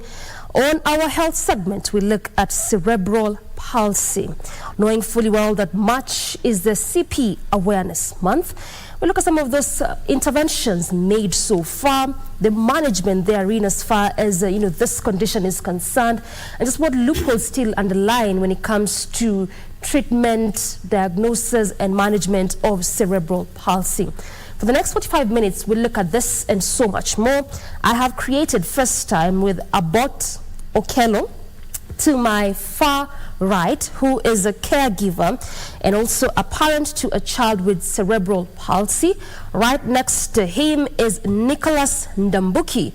We describe him as a success story. And right next to me is Pinto Otieno, the chairman CPSK, that is Cerebral Palsy Society of Kenya, also a CP parent. Gentlemen, welcome to the program. Thank you. Thank you very much. All right, let me just start with you, Chairman. We are looking at the CPSK, which was established in 1994. Just from what you know, walk me through why this society was established, and just what was the whole idea behind having Cerebral Palsy Society of Kenya. Thank you very much, Doreen. If we talk of CP, the short form of cerebral palsy, because the name is a bit long. Yeah. And as a society, we've been here for the last 27 years. It started in the year 1994 as a support group for parents who are committed in improving the plight of the children. These children were living with CP. And we came up with a support group to assist mostly those who cannot afford the medication, those who cannot afford the mobility, and as a society, as a group, as a CP family. Yes. In fact, we'll call ourselves a family because we know each other, and most of them, we have a common problem. That's the CP. Okay. So CP has been there, it's living with us, but it's not channeled, it's not known as the other conditions, maybe? Other conditions, yeah, right, if we express it that way. Okay, well said. But when you look at the 28 years, and just going from what Chairman is saying, that CP is here with us. We live with it, but then it's not known so much so. So then just from your perspective, almost like 28 years later, as far as the society is concerned, how would you track the progress? Basically, I'm a caregiver. So from what I've had since I started bringing my boy to the Cerebral Palsy Society of Kenya, is there's been tremendous progress in terms of creating awareness. There's also been tremendous what you'd call progress in terms of the care that the children are given. Today at the society, as I take my son, I'm a guardian to the boy. As I take the boy, I see a lot of information around CP that otherwise probably wasn't there 27 years ago, 28 years ago. So with organizations like CP, a lot of awareness has been created around CP. So it's no longer alien as it used to be then. Although, of course, there's still issues of stigmatization and that kind of thing. And we'll talk about that in a short while, especially when we talk about stigmatization, that of course tied with awareness. But let me come to you, Nicholas. You are a success story. You have lived with this condition since childhood, I should say. As far as creation of awareness is concerned, from where you sit, do you think enough is being done? Some more, but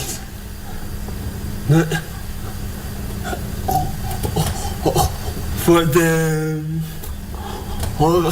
organization of secret, they are trying their best at least to reach out to the children who are affected. But you find the number of children is bigger, so they cannot use to all children, but they are trying the best what they can do, and least to reach out to the children affected with cerebral palsy. Okay, I hear you. So clearly you're saying that something is being done. They're at least trying, but definitely we need to do more. We shall also talk about what more entails and what does more mean. But before then, let's just also come back. Let's backtrace a bit and begin from the nitty-gritties. We talk about cerebral palsy. First of all, what kind of condition is this? When someone says CP, what are we talking about, Chairman? Doreen, CP is a developmental condition. It's normally caused at the birth level due to lack of enough oxygen in the brain. And at the earlier, it is noted is supposed to be intervened at that level. But normally it takes time for you to notice that a child has a CP. It even takes 6 months or 1 year before you realize the child is not responding like other children.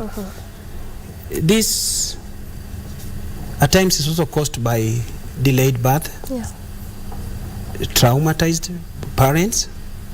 So when the kid lacks oxygen, the brain, the doctors can explain better, but the brain, there's a brain damage. So it takes time to bring up this kid, tell him the way, show him the way, and he has to know the world through orientation, exercise, and other intervention, which we later learn in our talk today. But for now, it's majorly it's a brain damage. And normally the child takes time to grow, because it is even being said that when the child, like my son Kerry, is 4 years, and you reduce the years by 2 years, he acts like a 2 years boy, because you need to tell him to imitate most of the things, and they also lack speech therapy. I mean, they lack speech. Their speech cannot come out. Okay. So when the brain is damaged, it affects both the limbs, the speech, and even the mobility of this child is affected. And so far, the rest, if I go into details, it's more the doctor's window. Yeah, but also we'll come back and for you to tell us how, you know, your story was like, because you're saying that your son also has, you know, CP. So then how did this sort of like happen? Perhaps you might just want to tell us a bit about that. But we're hearing a lot of, it's a condition from birth. And also this largely does emanate from negligence, I should say, in one way or the other. You are equally a CP parent aboard. So then how did this come about, and how old is your child? Apparently my story is a bit different. Okay. I'm a guardian to a CP child. All right. This child is a boy that we got in a children's home. He had been abandoned. He was rescued, taken to a children's home. And basically the children's home didn't know what to do until a friend of mine walked in and realized that the child had a condition. And that is how we ended up co-parenting, if you would. So then we became the parents to this child. He's lucky he has like 5 parents around him. That is me and, of course, the owner of the children's home, and then the rest of us. So in our case, the child was abandoned. So when we realized that the children's home didn't basically know what to do, and we stepped in, then we made sure that we now started seeking information. And that is how we ended up at CPSK. Okay. The boy is now 4 years old. Initially, when we took him there, he couldn't, you know, respond in most ways. But now he responds. I mean, he can hear. He can basically, you know, react to many things. You know, if you call him, he can now respond. He is trying to sit out of the therapy that he receives. He's even trying, you know, he's now kicking his legs, you know, things that originally the boy wasn't doing. So therapy has been a lot of help for us. Yeah. So you're saying with this condition, there's no treatment, it's just therapy? Yeah, exactly. And the earlier you diagnose it, also the better? True. With CP, there's no treatment as such. What happens is you take a child through the therapeutical sessions. As you will hear as we continue, yes. Without giving these children, taking them through therapy, then their lifespan then is reduced in so many ways. Yeah. Nicholas, you also work as a volunteer at CPSK, and we can confidently say that you are a success story. So just talk to us about how this support was like, because I'm hearing that it can be treated, you have to manage it, so it simply means that you really need to be having concrete support system to do this. How was your support system like? So, it's good. For me, my parents, they discovered and so they took the handling the patient by taking me to the therapy session and later there were some people from another organization who are working around the village. So they came and they talked to my parents and they were supporting children who are living not only with cerebral palsy but with other condition of disability. So they took me and they really helped me by giving me therapy, and also they were giving some education, basic education on children, on how they can read, how they can do some activities by their own, and later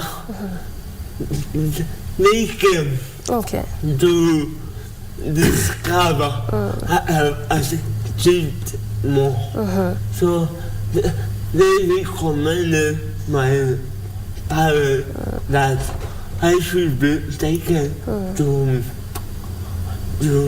normal school, so that I will be able to learn speech and also to achieve more. So I advised my parents to take me into a normal school where I went, and I started my education as a child who was cerebral palsy. I hear you. How early was this that you're saying that your parents did discover early? Might you be knowing the age? Yeah, for me, after my birth, before my birth, during the process, my giving birth took a long process. So after my mom giving birth to me, I didn't cry.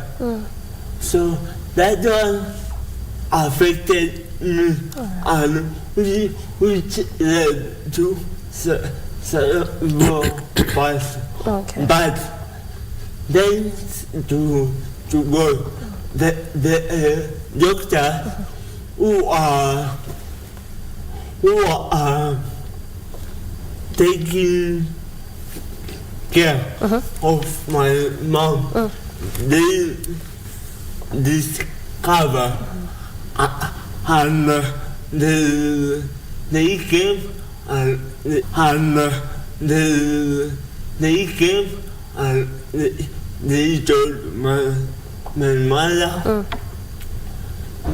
that the child is okay, because after that they took me to nursery. All right. So that they will see on how we progress. Then after a week is when I cried. Yeah, is when I cried. Then they came and told my mother the child is okay, but he is affected by cerebral palsy. But immediately they took a precaution of taking it to the doctor. All right. So they advised my mom to take me to the therapy at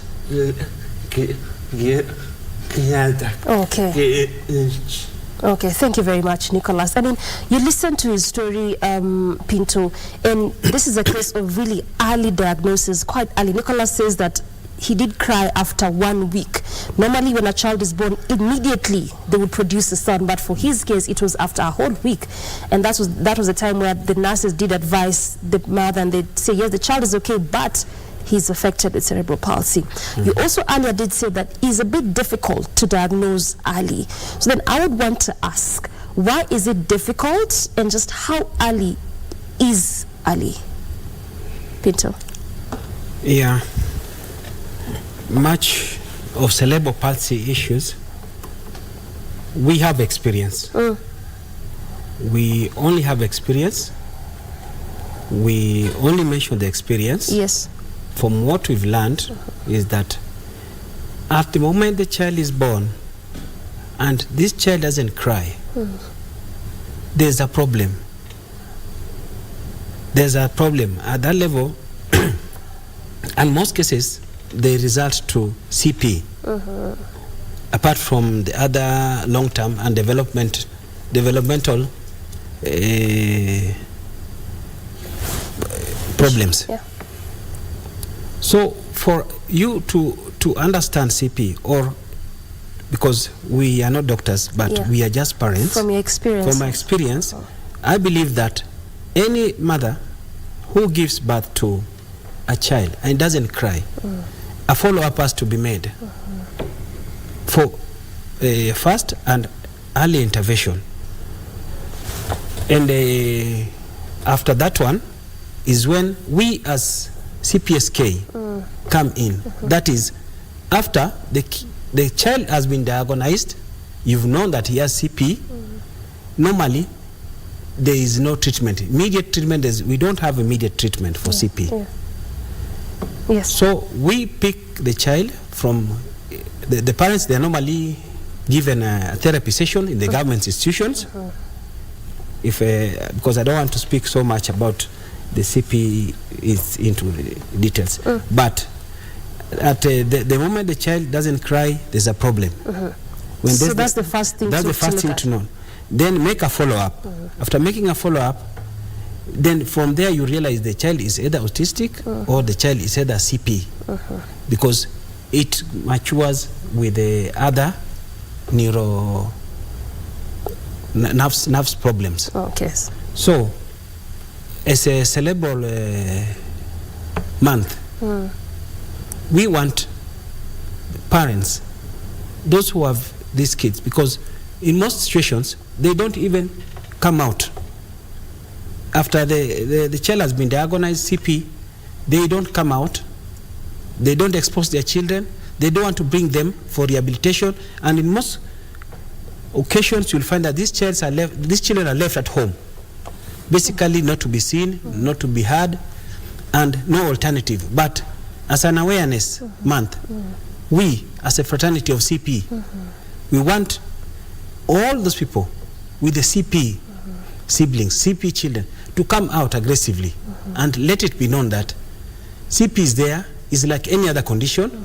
It is managed, and from Nicola's story, Nicholas is one of them, but we have several who have undergone the same series of treatment and they have made it in life.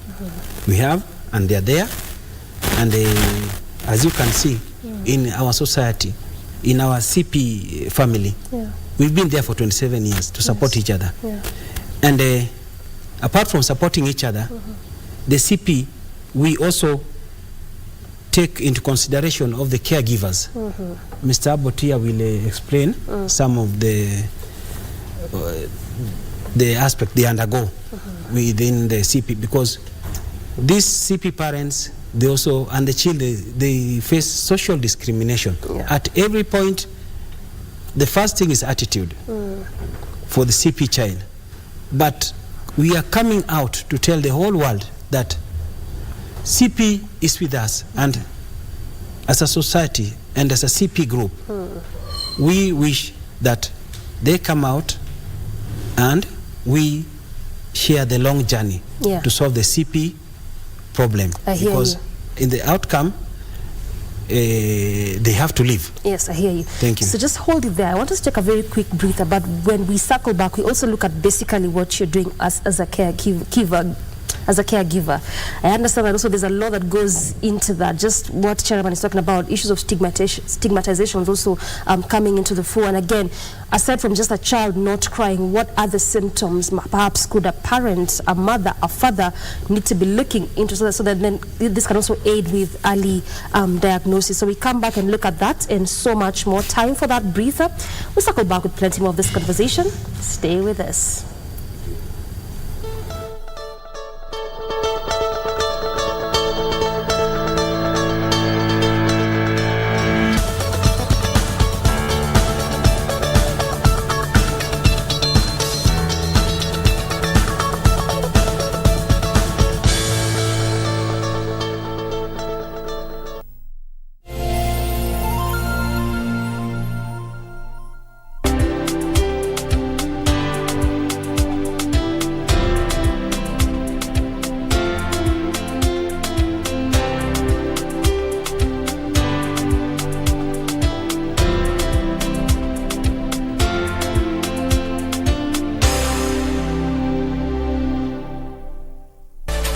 Take on Tech, a weekly program that brings you technological debates and concepts. Let us assume we have a young innovator who has come up with an app. Financial technology and financial services is a very complex game.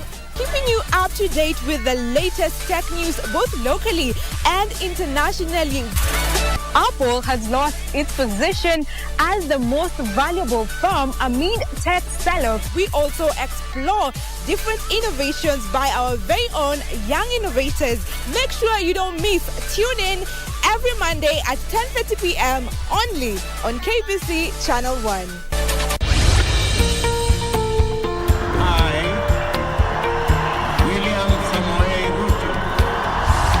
After the dust settled on rigorous campaigns, Kenyans are waiting for elected leaders to deliver on their pledges. To have clean, accessible drinking water across the county. The hustle of everyday Kenyans is encouraged and rewarded. Operationalizing Kerugoya Level 5 Hospital. A functioning school feeding program. But how have the leaders performed so far? The percentage of A's in 2021 were more than those ones in 2022. We will not politicize security, because if we do so, we endanger the country.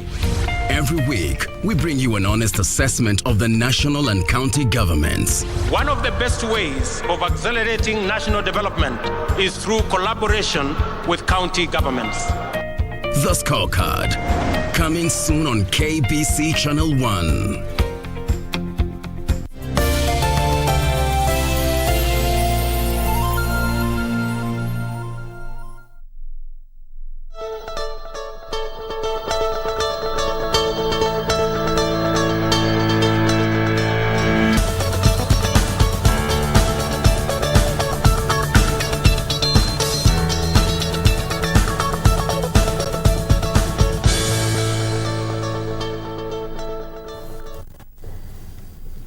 We continue our pace with the day's conversation, still looking at cerebral palsy, this being the CP Awareness Month. I'm still holding court with Abot Okello, who is a caregiver and also a guardian to a child with CP.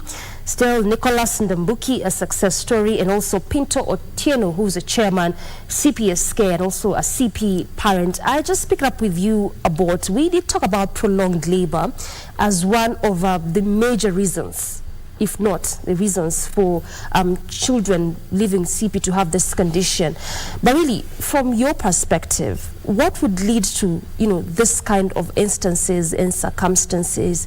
Is it just a question of negligence? And why I ask is because I'm trying to look at how we can sort of avoid this, because you realize if it's a matter of negligence, then it's something we can deal with, to just have reduced numbers of children or adults living with cerebral palsy.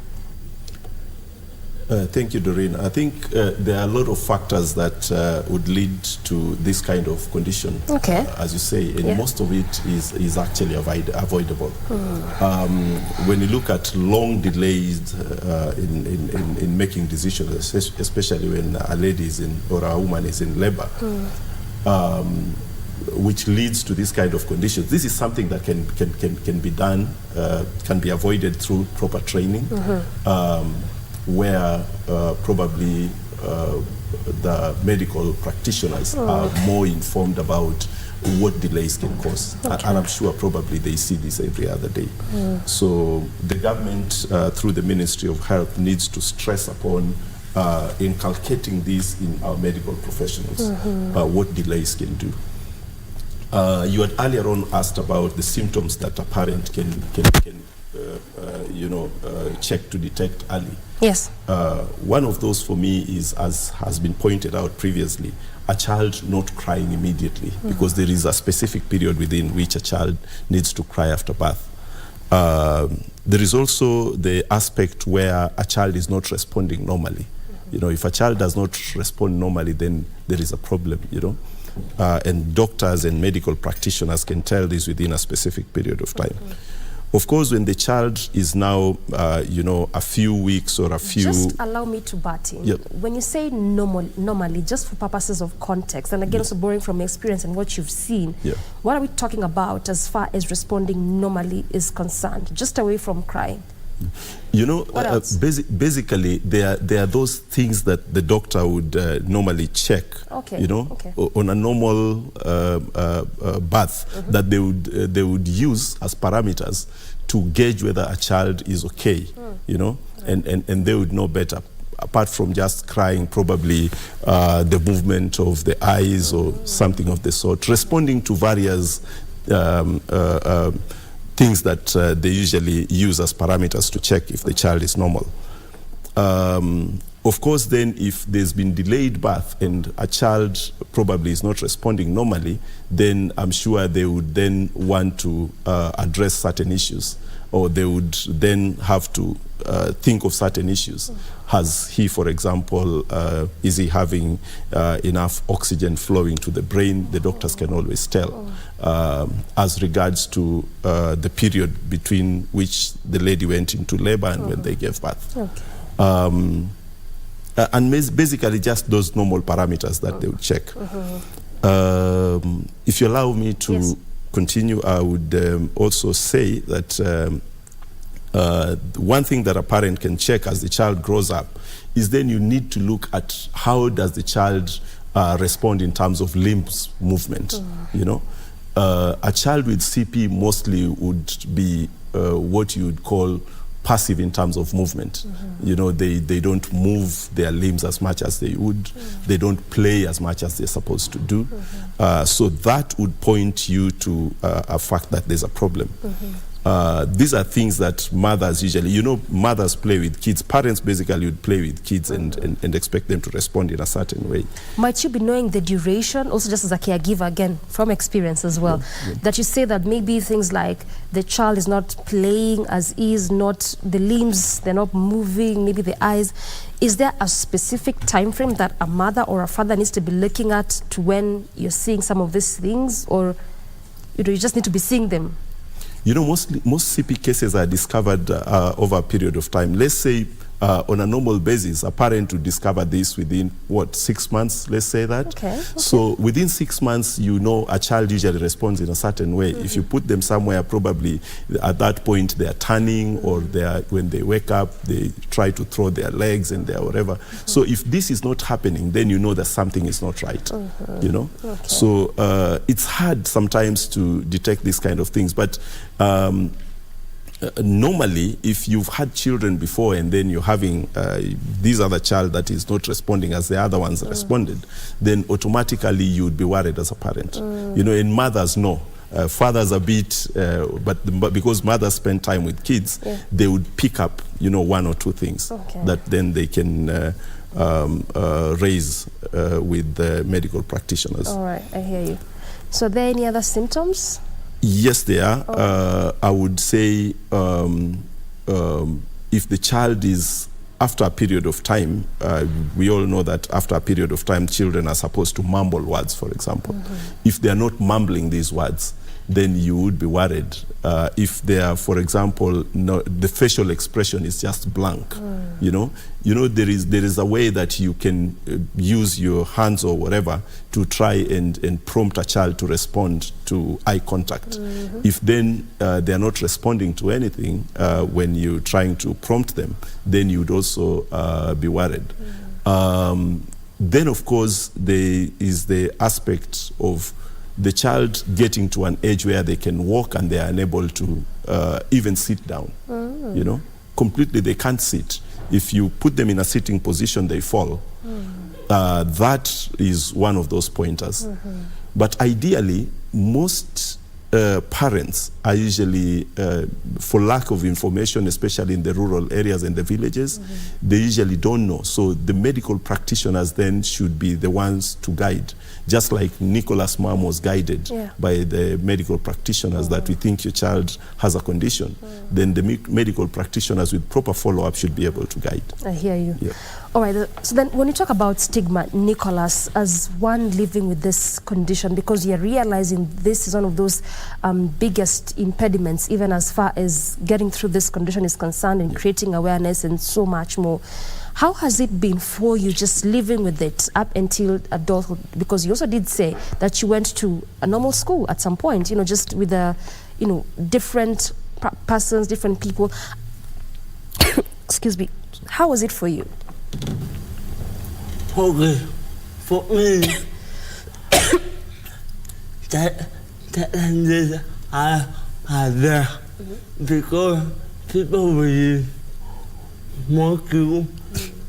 They will start to say, you can do nothing. But for me, I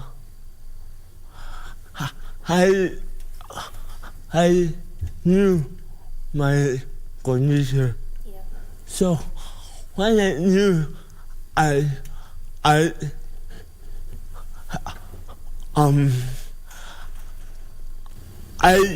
used to express myself on how I am and to make people know about the condition.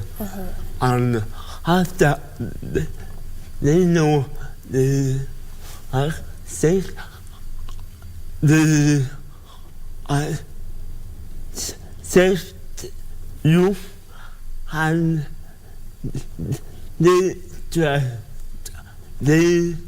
teach you as a normal human being, though it is not easy because people will speak bad things about you. You see, for me, when I was walking, you may see I'm a drug but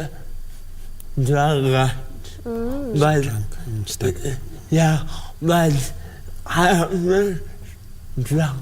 Yeah. It is the condition. Okay. Which so in the society. Yes. When I'm walking along you meet some people and they tell you, oh, talk about you, but you see, for them, they do not know. Yeah. So, if they do not know, you just leave them. Yeah. Okay. Yeah. Thank you, Nicholas.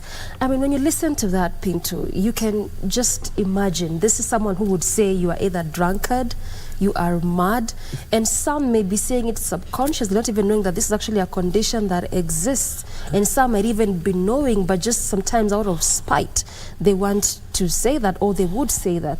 At CPSK, what is being done as far as sensitization in regards to stigmatization is concerned? Thank you, Doreen. The CPSK Center, we walk along journey. We do the advocacy. We empower the mothers. We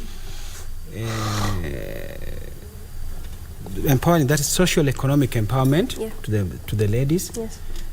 And even the upcoming CP children, we are in a program whereby we are requesting for the volunteers, the deaf, those people who teach about speech therapists. Okay. So that these kids might be able to express themselves or using hand signals or verbally, the way Nicholas is doing it. We are still on that program. We are requesting government. We wrote a letter to KISE. I don't know if it is there. But so that is to enable this child talk, when he's amongst the other children and express himself, he needs to talk. He needs to express what he wants. Then, for stigmatization, it is both this child amongst the other children and even the parent. Even the parent, the moment you step in with your child, already the surrounding changes and the attitude. So we only teach them to be strong and accept.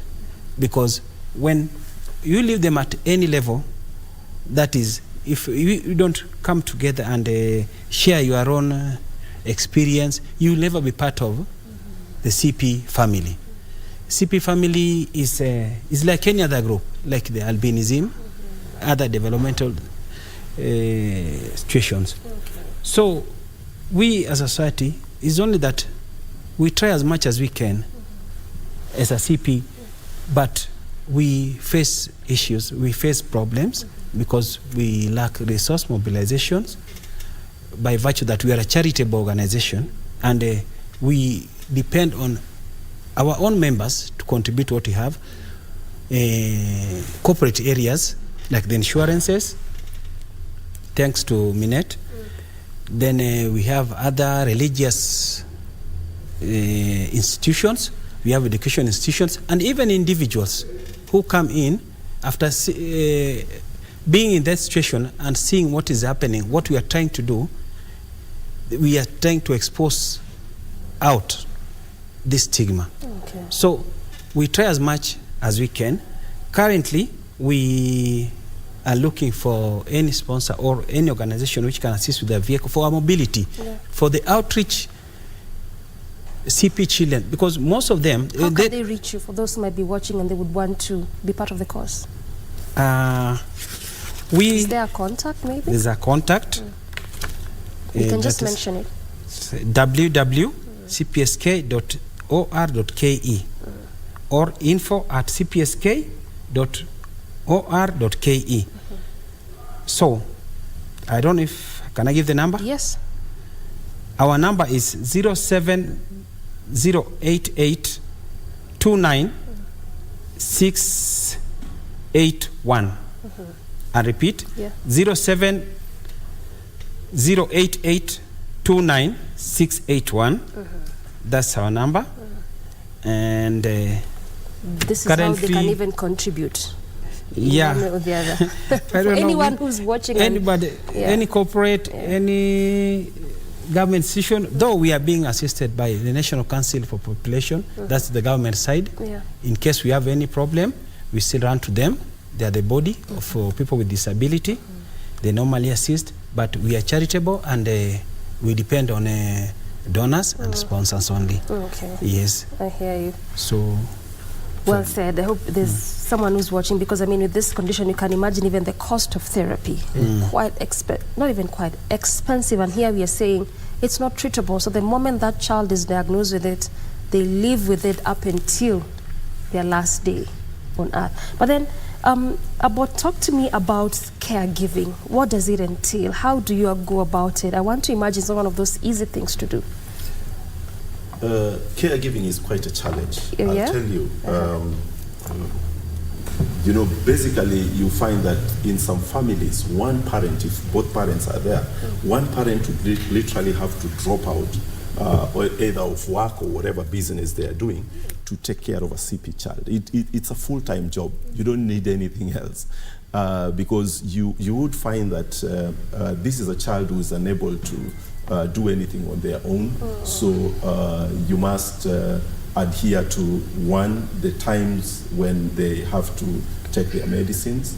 You also must adhere to nutritional support that has been prescribed by the nutritionists. Basically, you know, you need to give them food on time, you know. It's not easy. If, for example, they have grown up to a certain level, then you must assist them into washrooms and places like that. If you're taking them to schools, then basically, you know, they cannot use your normal transport, the normal public transport, or probably the normal buses. then as a parent, you must make sure that you take your child to school and then pick them up. Caregiving, apart from just that, there is an aspect of medicine. You know, the medicines are very expensive.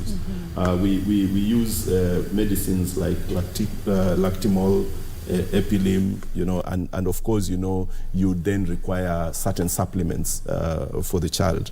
So I would tell you that as a caregiver, you undergo a lot of things. Apart from just that, then there is the issue of stigmatization, as they've pointed out. Yeah. You know, you end up dealing with a lot of things, you know. Sometimes, you know, we are Africans, people end up saying, you know, they don't want to associate with you. You walk into a room with your child, everybody feels this is not the place to be, you know. And I can see Pinto agreeing, this is part of the things that, you can no longer go to family functions as you used to, you know, because the stigmatization mostly even begins with your own family. That is the funny bit. They end up thinking that something is seriously wrong with you or whatever. So it's usually something that really is a problem. Yeah. I hear you. I mean, we just have like 3 minutes to sit ground, and I want to give Nicholas Ndambuki the last word in this conversation. What is it that you'd want parents to know, parents who have children with cerebral palsy, or even these children who've grown into adulthood? What would you like to tell them as a success story? For the parents who have children with they should accept the child, because this child is no more like any other child. Because if you give him or her full support, he can achieve more. Just like my parents did to me. They have been there for me, giving me full support, physically, spiritually, and also supporting me in academic. So they should accept the child and to make the child know of who is she or who is he. Because when the child accepts his condition, he will be able to fit in the society. Yeah, but if the child has the attitude of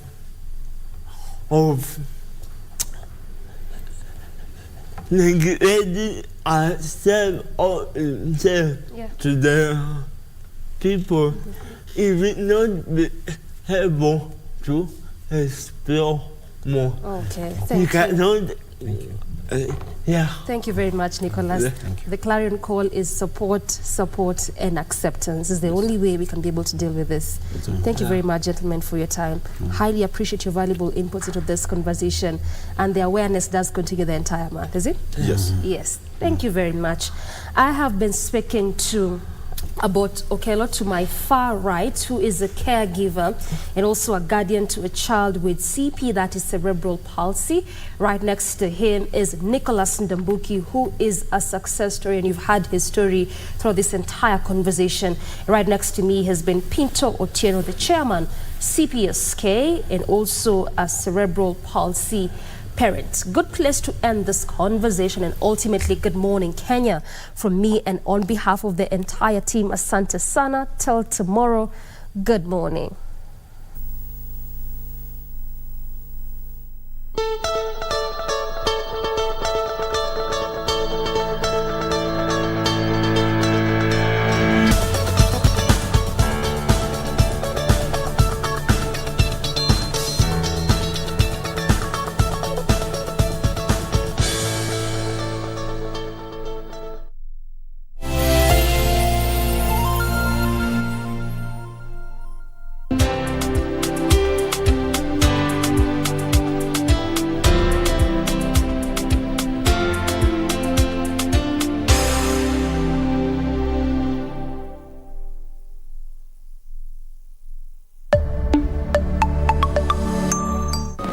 Mzee aliniambia ati jana aliota na mimi. Hekaya za bunuasi. Ukumbuki uko na therapy session leo? Hiyo ni afternoon. Kuna place nafaa kuwa sahihi. You don't abandon a child just because mistakes zimefanyika. Heaven knows you wouldn't be having a brother by now. Unaweza nsakia kakitu, mazemi nadai kujitoa. Tuna zile biashara nyingine ilivamiwa na masanse. Melissa, nimekuwa nikikutafuta. Sikai. Nimekuja tu kukuambia najua mwenye alikuwa baba yako.